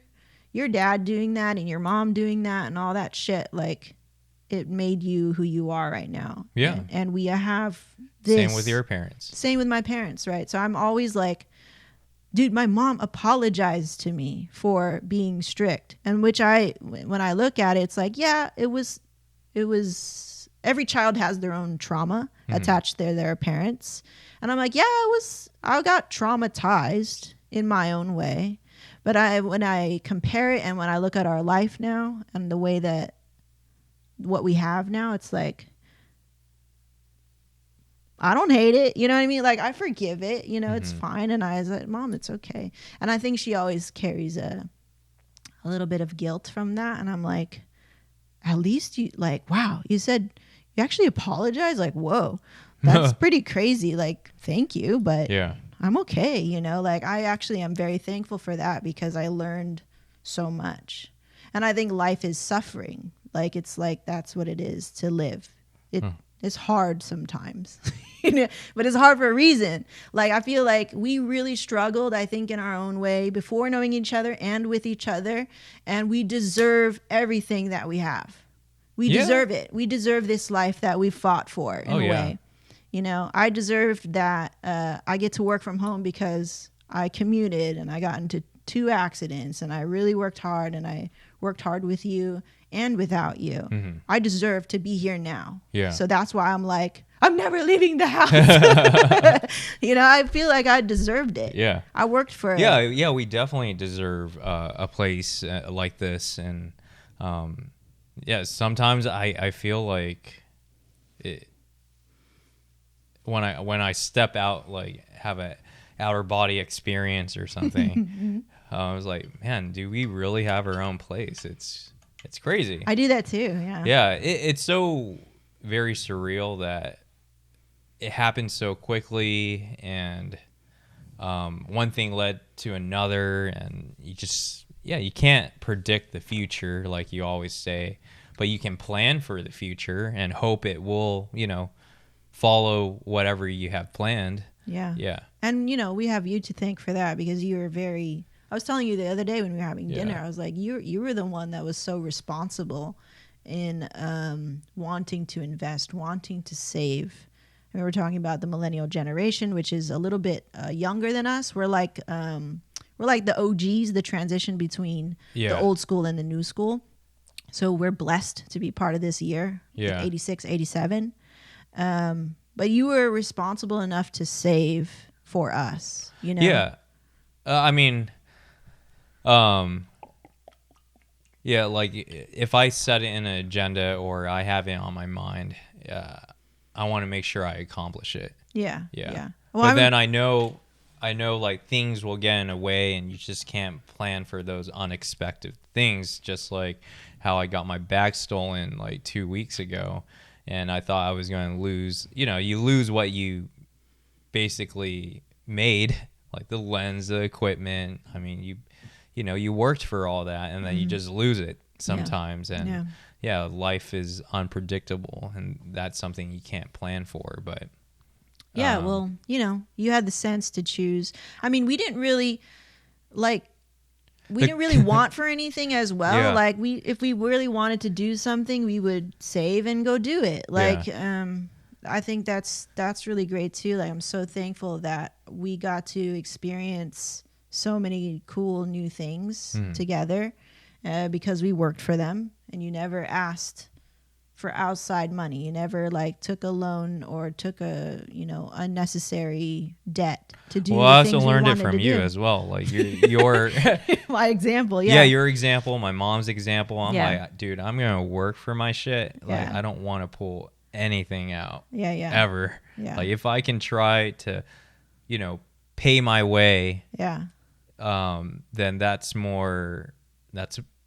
then there won't be that headache of having a bill sent to you every month. Right. Yeah, I'm like, who wants that? Right. Who wants to owe someone for the rest of your life? Yeah. I don't like that. Yeah. Just buy stuff that you can afford. Right. Yeah. Right. Yeah. So, I don't know. We've learned from it, and we keep learning from it. Like, there'll always be little habits that I see in you that I mean, learning about your parents gives me more compassion. I think that's the most important part, because I can understand where it comes from. Mm-hmm. There was a lot of times, in the beginning, I'd be like, what the hell? Or last year was the big reveal. It was like, holy shit.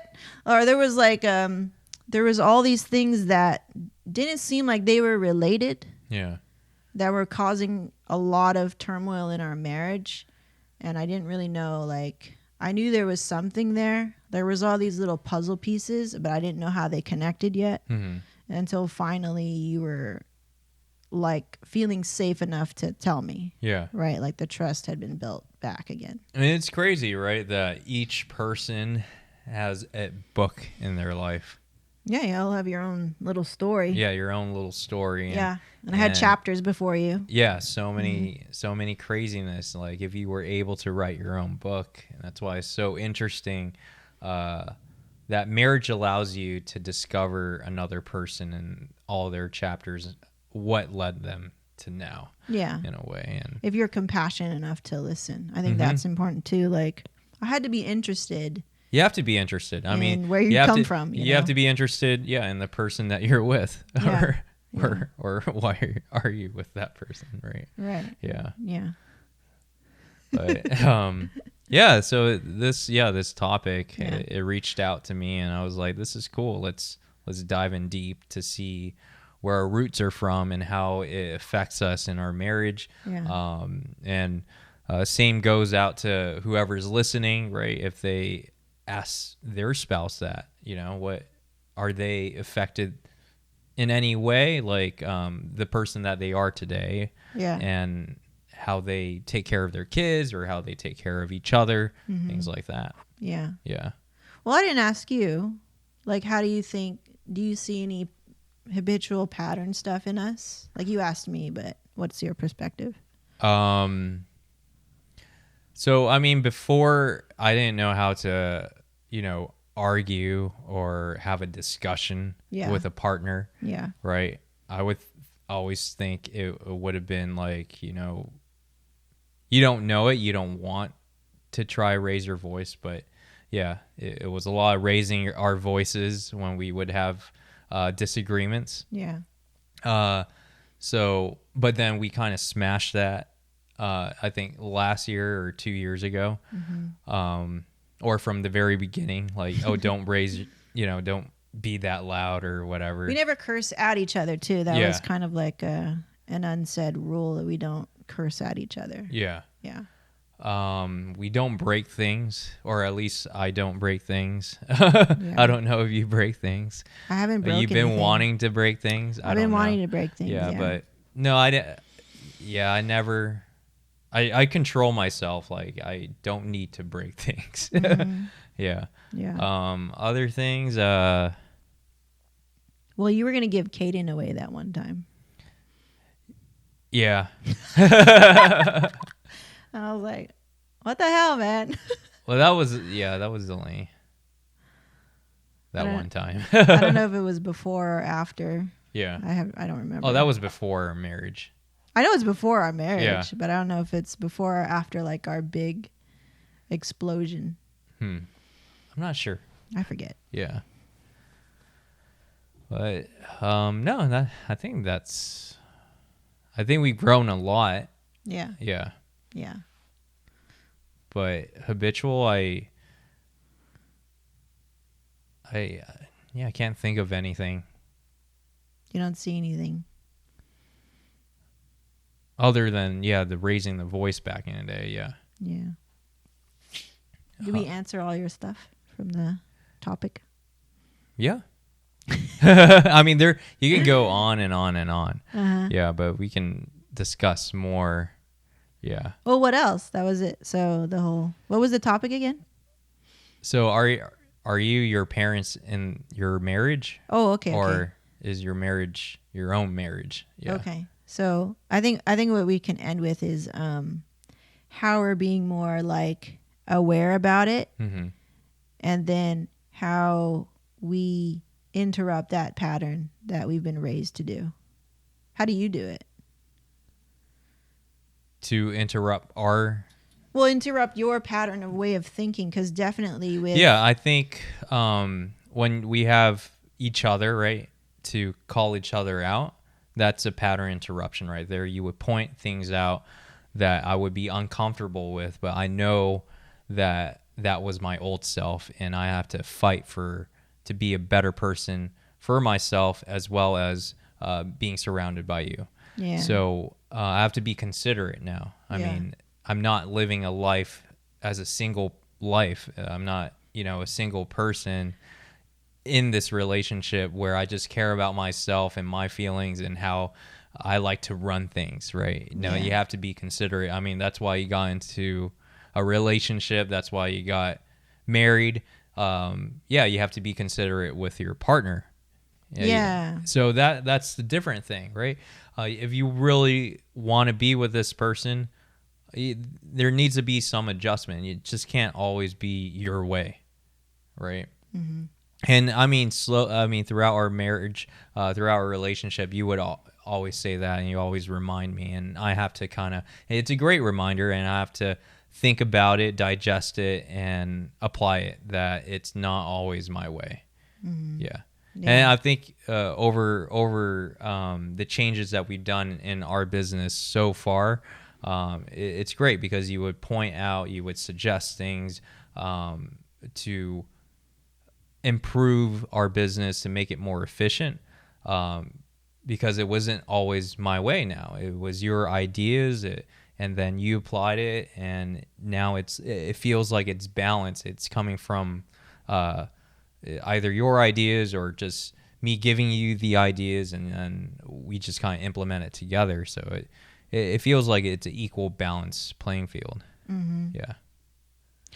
Yeah, definitely. I think the cord sometimes is still there between you and your mom. Mm-hmm. Like, Well, because I mean, if she keeps doing like what she always been doing, that cord will always be there. yeah. Yeah. So it's a big issue. So I feel like there's less of an influence of my parents now upon me. Mm-hmm.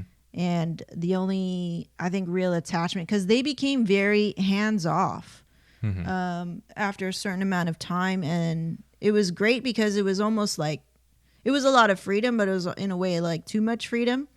But now they're very, very hands off. They're like, you handle, like, I'm not gonna say shit. Like you handle your stuff. Yeah. Like they don't butt in or anything like that, which is, it's dope. I love it. Yeah. You know, because it allows me to really digest my own feelings.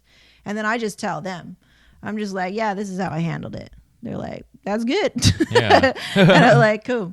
But yeah, it's very different with you. Like the cord is like still there, and it's like I'm waiting for you to like grow up sometimes. Yeah. Yeah, I'm waiting for you to like stand up, I guess.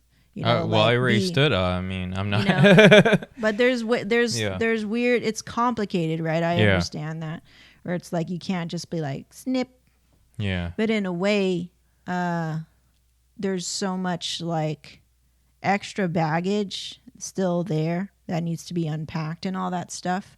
And like, I don't know how we're gonna do it or whatever, but I feel like the only way that I could help is like providing you more.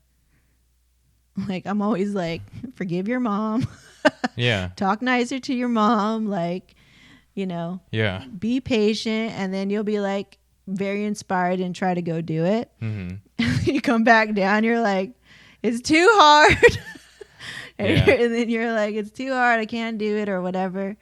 And then it feels very hopeless at that point, because it's like I can only do so much, but as a partner, it's like you want your partner to not hurt that way or whatever, like, you know, be free and all that stuff.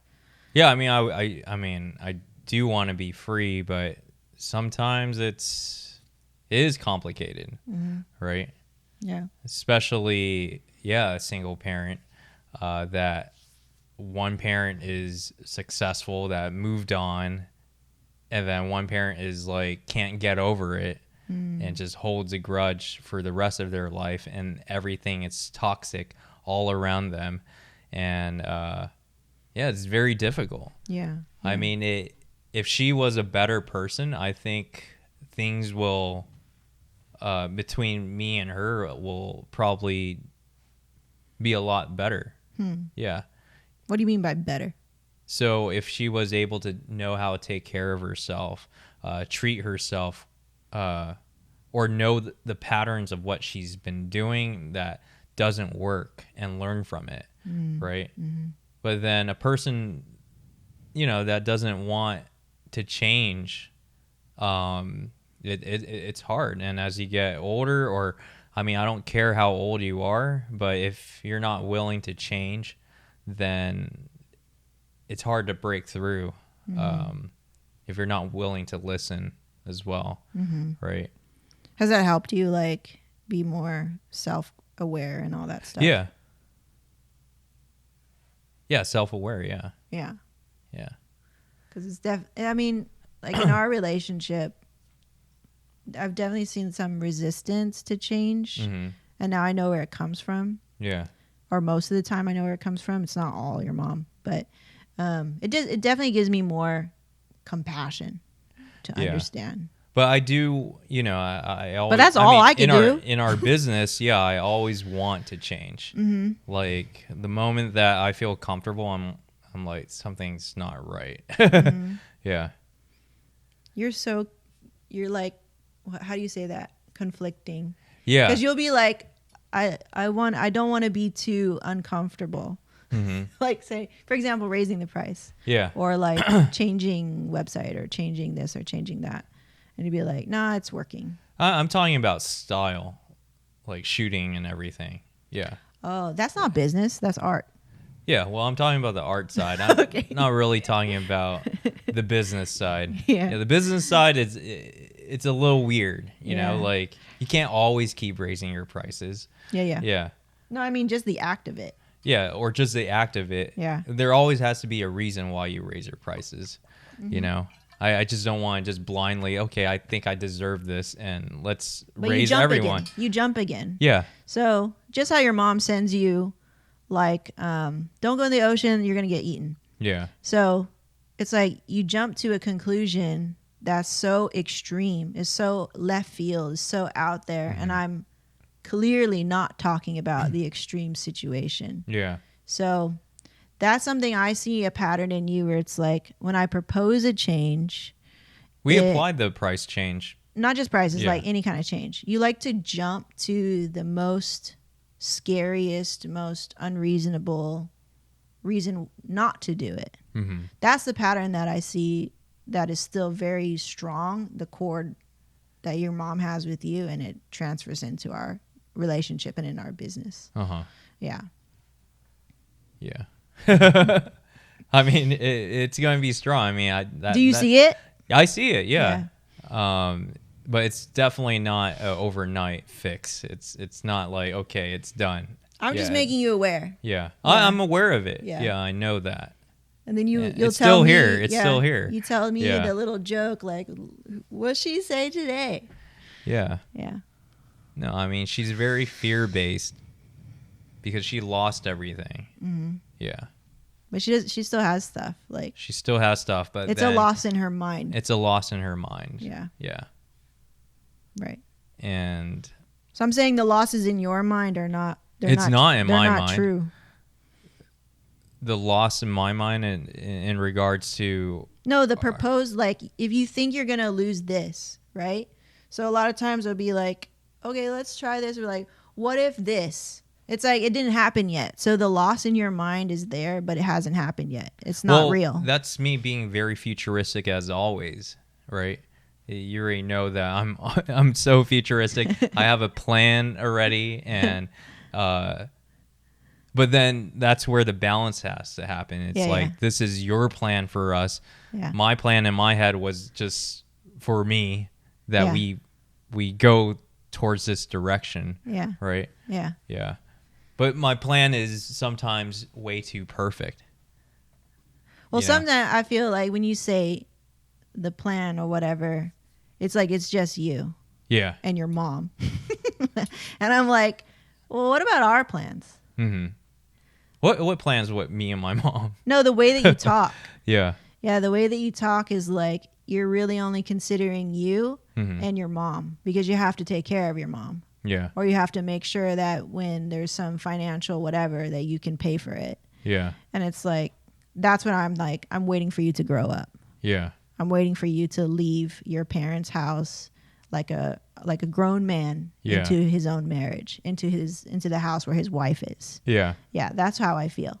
So it'd be like, and then I'm like, okay, I'm just waiting for you, Mm-hmm. you know, to be aware of it and move forward.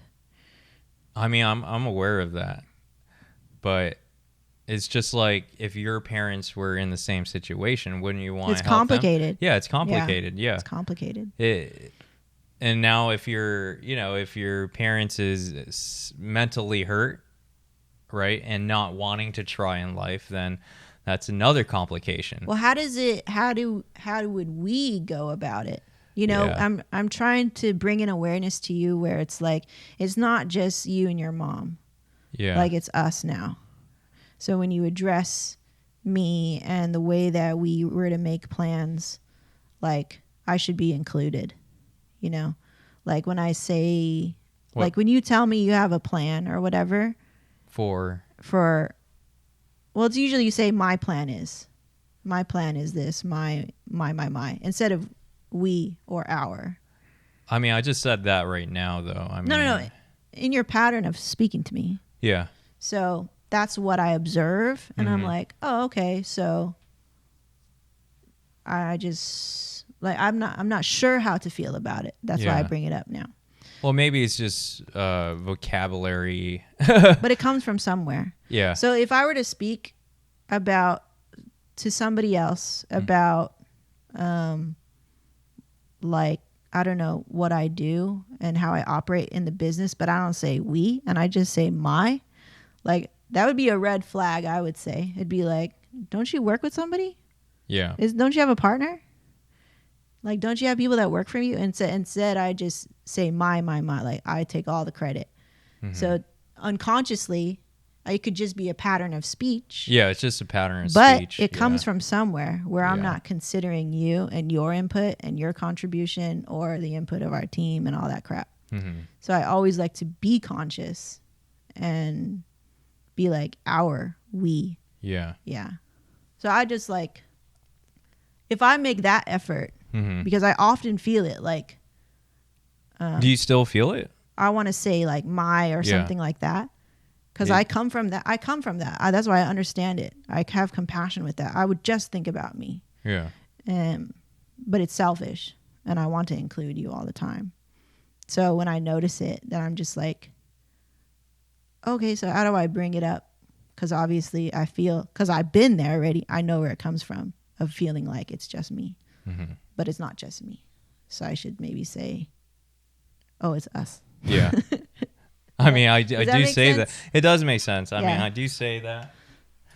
And if you're on the other side and you don't know, you're like, now you start asking questions. Yeah. Oh, am I included, or am I just here temporarily, or is it we and our?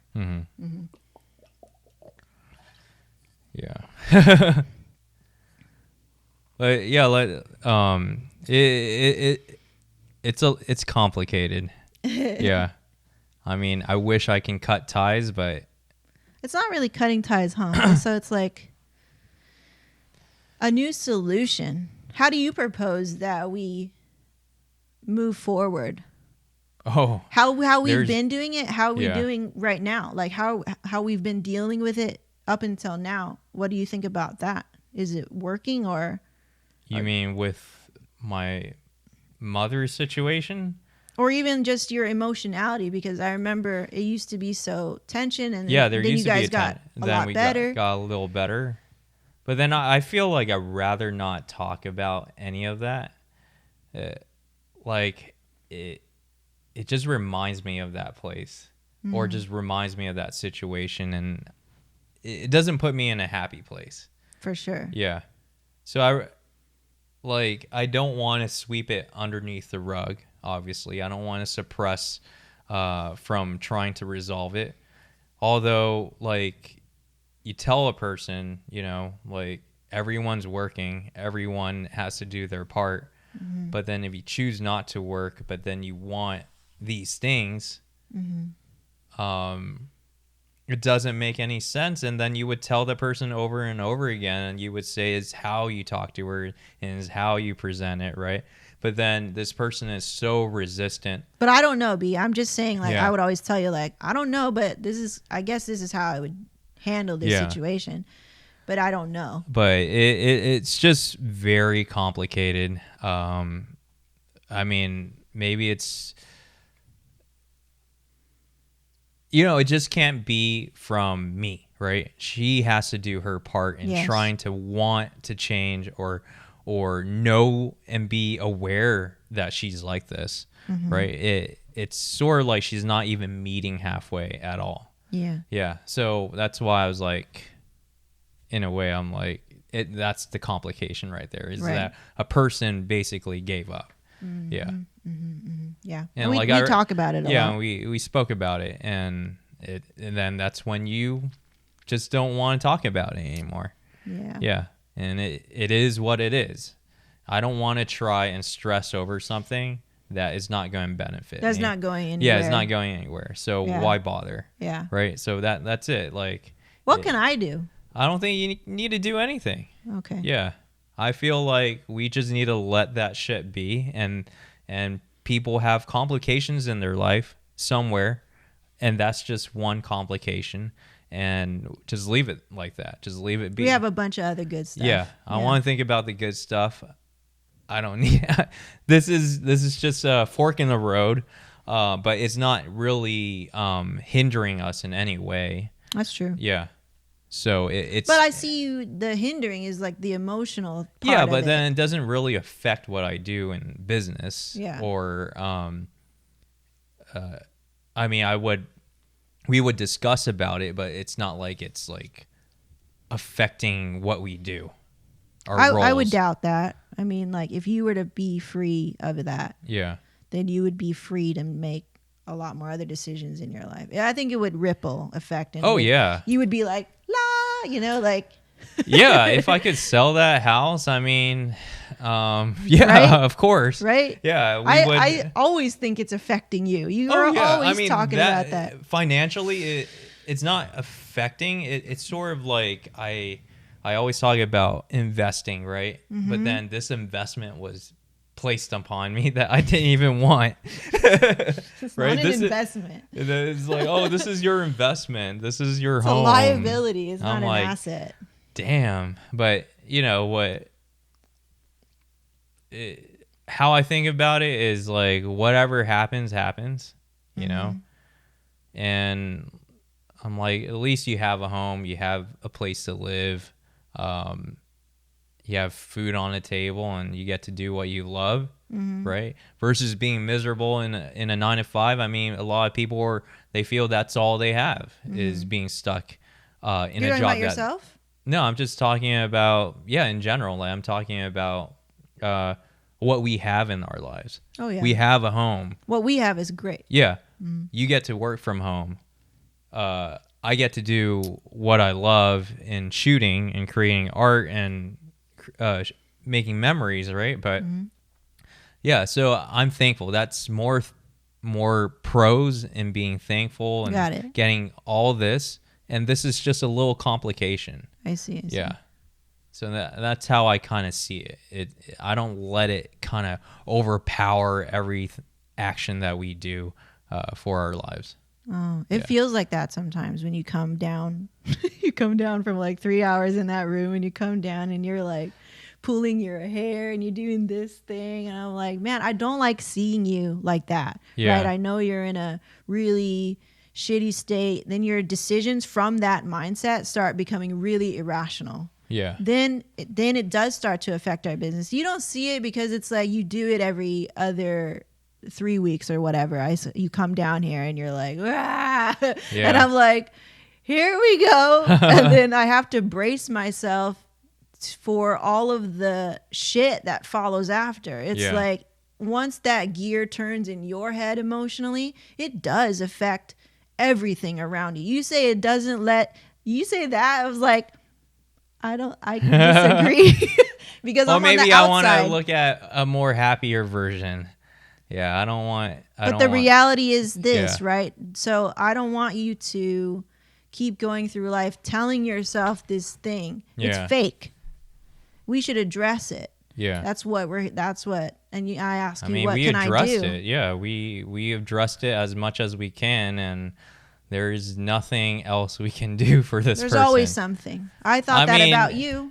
I was like, he's never gonna change. Yeah, but I don't want to freaking pay all her bills. Well, that's not. You jump to the shittiest part, right? So let's not jump to the shittiest solution or the shittiest situation. But there's always a way. I don't know what it is right now. I felt that way about you for the longest time. So I think if I could feel that way about you of all people, then I think there's a way. Yeah. But the mindset has to change. Yeah. And I know that's not overnight. Yeah, and I know overnight. I keep telling you that. But I just, like, I think that's my job. Maybe someone needs to do it other than myself, because when I go there with that person, with my mother, it pisses me off, like, really quick. Yeah, Yeah. same I could say with you. But Yeah. I had to Yeah. change. I had to change first. Before you can change, I had to change. Yeah. But she doesn't change. I'm telling you. Are you hearing what I'm saying? It's like I said the same shit Yeah. about you to all my other friends when I would complain. Yeah. I'd be like, he doesn't change. He doesn't do this. All I see is the same shit every time. And I'm Yeah. like, I'm getting fucking tired. I don't know if I can work with you. I was at that point where I was like, Yeah. maybe I'm going to go get a 9 to 5.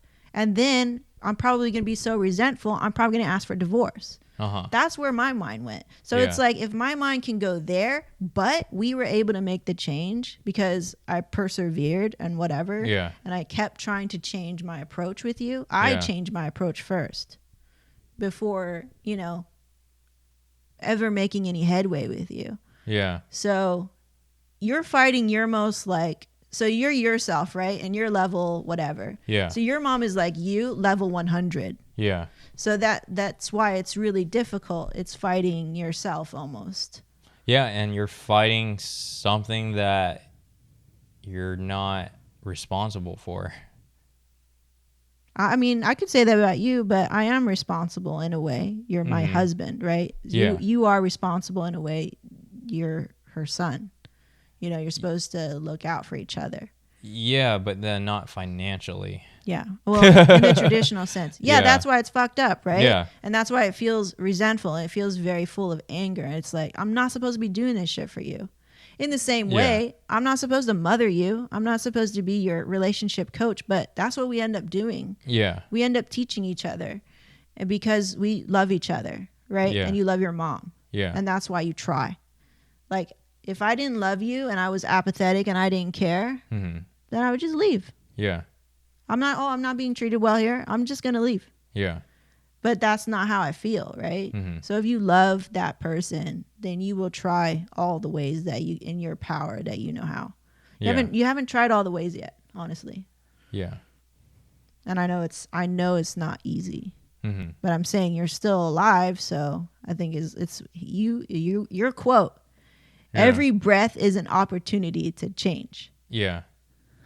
I know. right? It's yeah, every breath is an opportunity to change, but I want to change for, something better. That will be better. Yeah. Well, just one thing at a time, though. I mean, I just want to be a better person for us for right now. I really don't want to, do too many things. It's going to create like some chaos in my head. Mm-hmm. Yeah. Well, I see it forming now, Yeah. but that's what it is. Yeah. And I'm not here to be like, okay. And then like your relationship with your mom goes to shit. No, Yeah. I'm not going to do that. Yeah. Your wife will not do that. Yeah. So just know I don't have to solve anything right now, but I want to open the door. Basically, we have a safe place to discuss. Mhm. I'm not challenging you to go do it right this instant. Yeah.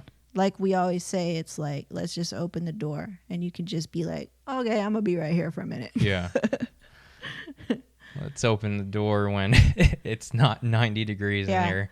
Yeah, we don't not even get to your mom. It's the door with you. Yeah. Your door has closed. You think she cannot change. Yeah. You don't believe in her. Yeah. I felt the same way about you, right? Like, I don't believe in you. I would always assume that you're going to let me down. Mhm. That was pretty sad. Yeah. I would assume you would let me down. So what happened? You let me down. Mm-hmm. Yeah. But until I start believing Because you in you. attracted it. Yeah. Yeah. And I start believing in you and like, I need to trust him to have my back, or I need to ask you to have my back. And then you finally, for some reason, whatever my approach or whatever, like you were like, okay. I was like, whoa, Yeah. all right. But it came through years.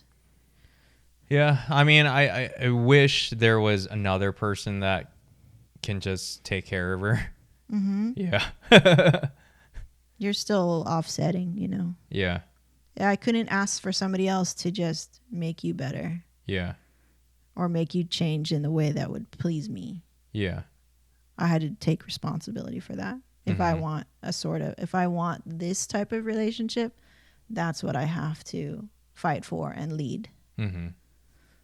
And it won't just be you the whole time fighting all the time. Yeah. It's always a two-way street. So, yeah, we can't predict what will happen, but your door must open first. Yeah. And like really open for reals. Like I would lie to myself and be like, we're cool, we're fine, but we weren't yet. Because I didn't know how to really be honest with you yet, or how to be kind to you yet, because I'm still angry and hurt about whatever happened in the past. So there's just a lot of personal growth that I had to do before I could ask you to change. Yeah. Like, I don't know. You don't know that part, right? Because you're not me. And you really haven't been paying attention to the changes that I've been making until now, until I start telling you. So in order for me to get to where we are, I had to put in a lot of work. You know, my own self-growth, my own letting go of whatever, or my own like, oh, that's where that comes from. I had to be interested in you first. I had to let go of my own pain and not be like, oh, wait, look at my pain first. No, I had to be interested in you first. I had to be interested in you and your mom's relationship and be like, what's going on there? Maybe if I understand that, then I will have a better understanding of you. Right? So like, you have to find a way to not put yourself first all the time. Yes, consider you, and yes, consider us, because we're a team now. But like, that's going to be the challenge of trying to speak to somebody who you feel is not open to change, because they can't follow if you don't have your door open. You know what I mean? So I have hope for your mom. It's just, there's a million ways to approach somebody. You just have to find the one way. And I was able to find it with you. So I think there's hope. There's always hope. Yeah, there's always hope. But I do prefer to focus on us right now. I really don't want to. One thing at a time, but I just want to just open your mind a little. Yeah, I mean, I am aware of it. I've been aware of it. Like, I just don't want to, it's probably, I really don't want to deal with it right now. There's more things on our plate that. Again, I'm not asking you to do right now. So there's a weird thing in you that's not exactly hearing what I'm saying right now. So we're probably going to have the conversation again. And I'm not going to take that personally. Yeah. So it's like, okay, but I've been doing that shit. I'm getting better and better at it, where I try to tell you something. And I'm like, I don't think you're hearing exactly what I'm saying, because your mind is over here and it's not present with me right now. But it's because you're locked up in fear and in hurt, honestly. You're locked up in fear and hurt. And it's like, I can't even imagine opening my door. I get it. I've been there. Like, I wouldn't open the door for that past relationship forever. And I just let it infect everything, even how I felt about you. I judged you before I even really knew you. Yeah. That's not fair. So I don't want you to feel that way about anything in your life. I want your head and heart to come from a good place, So I think that's just, little by little. You know what I mean? Yeah. That's the best I can do on my end. Yeah, I mean, it's great that you bring it up and you brought awareness, and that's the best I can do. I feel like if I don't do my best, then I'm being lazy in our marriage, and I don't want to be lazy. Yeah. So. Yeah. I mean, thank you for bringing that to my attention, and always trying to show your support in the relationship between my mother and I. Yeah, it's important. One thing at a time. That's cool. Yeah. When I feel your energy's better now. Yeah. So. One thing at a time, or else, it's too nuts. Again, you hear me, right? I'm not asking you to change anything right now, but between us, I don't want your energy to infect us. Yeah. Yeah. It's like when someone tells me to do something, I'll do it, No, you won't. What the heck? No, I'll do it, but then it doesn't sometimes turn out correctly because, I'm like not approaching it correctly. Yeah. Oh, you're not doing it. You're just doing it because they told you. It's not really coming from you. Yeah. Exactly, right? Yeah. So I'm not telling you to do anything. Yeah. I just want your door or your heart to be a little less burnt, a little less like failing. Like, Yeah. you're not going to do, why am I fucking here? Like, that attitude sucks. It doesn't change Yeah. shit, you know? Like, so I know because I've been there. That's Yeah. all I'm saying. So when I sense it in you, I go, oh, I know what that is. Yeah. I know exactly what that is. Yeah. Because I did that shit for like 9 years. Mm-hmm. And it wasn't fair to you, you know? I mean, life is not fair. Well, I'm not going to do that in my marriage. It's Yeah, of like, you know, course. it's like, why am I going to treat my husband like that? Like, why am I going to treat him like he can't meet my expectations? Yeah. That's really unfair to you. So, of course, you'd be like, I don't know what the fuck you want. Yeah. Cool? That is, I mean, it's a heated conversation with when it comes to that. And I have to, you know, realize in myself to, you know, be aware of it. Yeah, and, because you're hurt. You got arrows in your heart. Yeah. You got arrows in there. Man. It fucking hurts. Like, I get it. Yeah. But I mean, yeah, I know. I get where you're coming from with your arrows. Well, we addressed ours. Yeah, you we know, address and that's ours. great. And, Now I can talk to you like this. Now Yeah. I can have a discussion with you. But if you have arrows in your heart, it's always going to be like, I'm fucking mad at you, okay? Yeah. And I can't do anything else. I only have one gear because I got too many arrows in my heart. Yeah. It fucking hurts, right? You're in pain. Yeah. It's painful. It's painful to do what you're doing. And that's why I have compassion for you. yeah. At the same time, it's like we cannot continue in pain. Yeah, in if we pain. know what's wrong, Yeah. pull the arrow out, right? So I know it's going to take time, and it definitely took us time, but you know we did it. Yeah. So it gives me such inspiration, such hope. You're not there yet, but I think it's possible Mm-hmm. for sure. Yeah. Yeah. Even all the arrows are pulled out. Mm-hmm. And like sometimes we discover new ones, and I'm like, oh, but because we pulled out so many, I can actually just talk to you and be like, yeah, I didn't like that, you know? Like, okay, tell me about it. All right, like, and I'm not mad anymore. I'm not mad at you anymore. Like that feels really good. Yeah. It feels really good not to be angry and carry the anger anymore. Yeah. Because you're actually, like, you listened to me and actually heard me. I'm like, oh, that's cool. Thank you. I don't have to carry that anymore. It's so heavy. Yeah. Yeah. Cool. Cool. Thank you. Thanks for listening. Yeah. Thanks for opening a little. Your energy changed. Yeah. It was like going me, me, me, me, me. Yeah. Yeah. But that's cool. It's cool. Yeah. I like that. I'm really thirsty. The water right there. Oh shoot! I totally forgot. I was looking for it. I was like, You're seeing me drink, yeah. I drink was this like, whole man, thing. I'm like freaking thirsty. Well, that's another show for another time. We can only do so much. I think we did a lot. I think you did a good job coming back down. That's a skill right there. Yeah. It's hard. It's hard. It's hard to go there and then ration yourself back, but you're really good at it. Mm-hmm. You did it already with with your dad. I'm Yeah. always impressed. I'm like, are you a psychopath? Yeah. Like to be able to turn off or to not be affected. But now I know, oh, okay, it goes over here. Yeah. So I learn something new every time about you. So it's cool. It gives me more understanding Yeah. for sure. Yeah. How about you?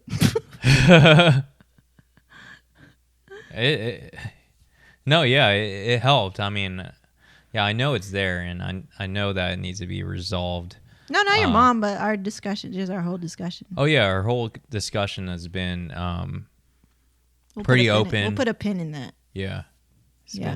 Yeah. I mean, it's been open. It's continuing to change and evolve, learning from my mistakes of what you have addressed, and just being self-aware when we do speak, and when you do address things that bother you that I'm currently doing or that I was doing, right? And then I would, try to find and read articles to be a better husband. Yeah, I like that. I appreciate that. And you've been coming up with the dopest topics. Oh, it's just whatever is on my mind, whatever I want to, speak about and address, and basically not pulling out arrows, but just things to better ourselves and really know where we're coming from and how it influences our marriage. Yeah. Well, it definitely allows me to pull out arrows, which is awesome. Mm-hmm. That's cool. Because, like, you get really good at covering them. You can get really, like, in general, you can get really good at covering up all the hurt and not allowing yourself or giving yourself permission to, like, oh yeah, that happened. Is that why I'm, like, freaking want to break shit? You know what I mean? Like, it gives me more awareness. Mm-hmm. So, anything else? No, that is it. Well, yeah, thank you guys for tuning in to Pass the Aisle. It's a good show. Yeah, I hope you guys really enjoyed, what we came through to be who we are in our marriage today. Takes work. Yeah, it takes a lot of work. It takes a lot of just trying to open yourself up in wanting to talk about it.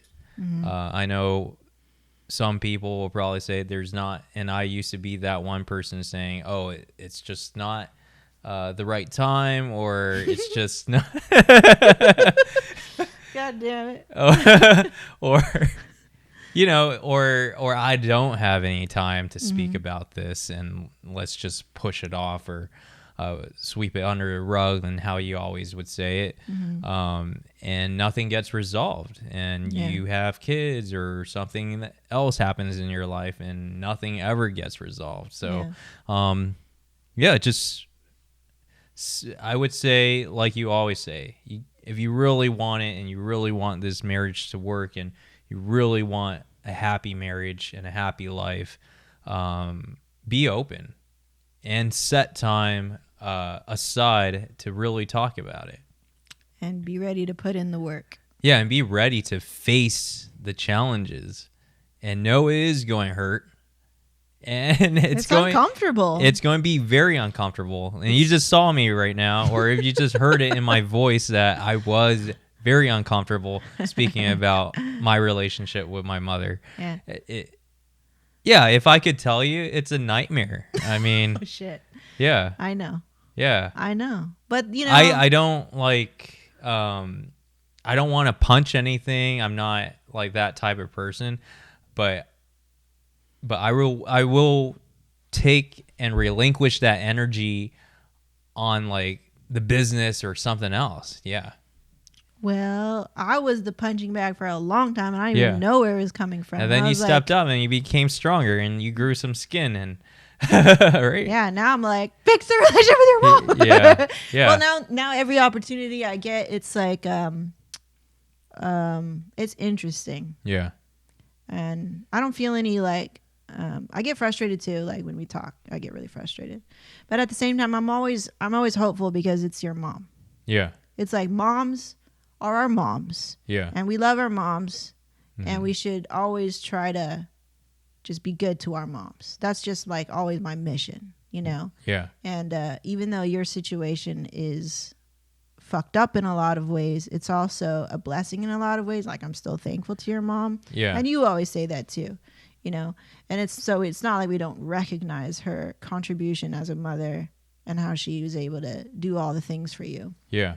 At the same time, there's all this other shit, right? Yeah. So it's like, okay, like when we get an opportunity to break the wheel a little bit with that complicated situation, like it still feels good because it's like, it's better than nothing, and it's better than what we used to do, which was just complain, talk shit, and not really have any hopeful like feelings afterwards. And we would just truck away and do the business and grind.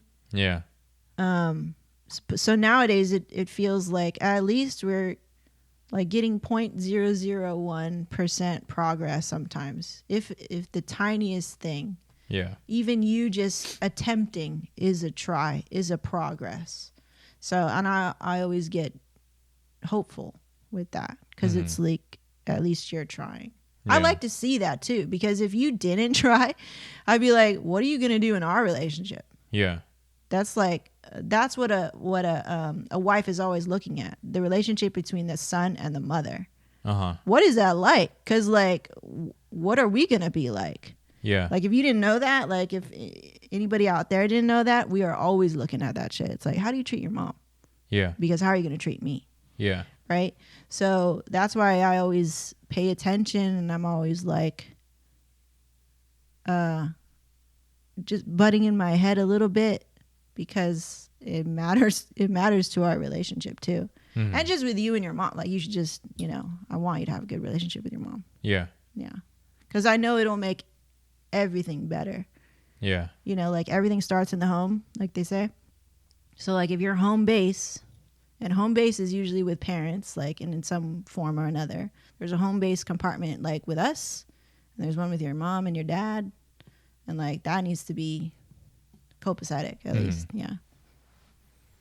Okay, I'm hungry now. No more.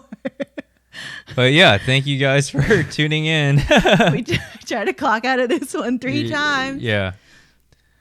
But yeah, thank you guys for tuning in. So you can check out our show on Anchor, Spotify, iTunes, and everything. Anywhere where podcasts are available, you can listen there. You can watch us on YouTube. And yeah, I want to give a shout out again to all of our listeners, our current listeners. Yeah, thank you for listening to us when you're stuck in traffic while you're driving, or she got motivated by that. Yeah. Huh?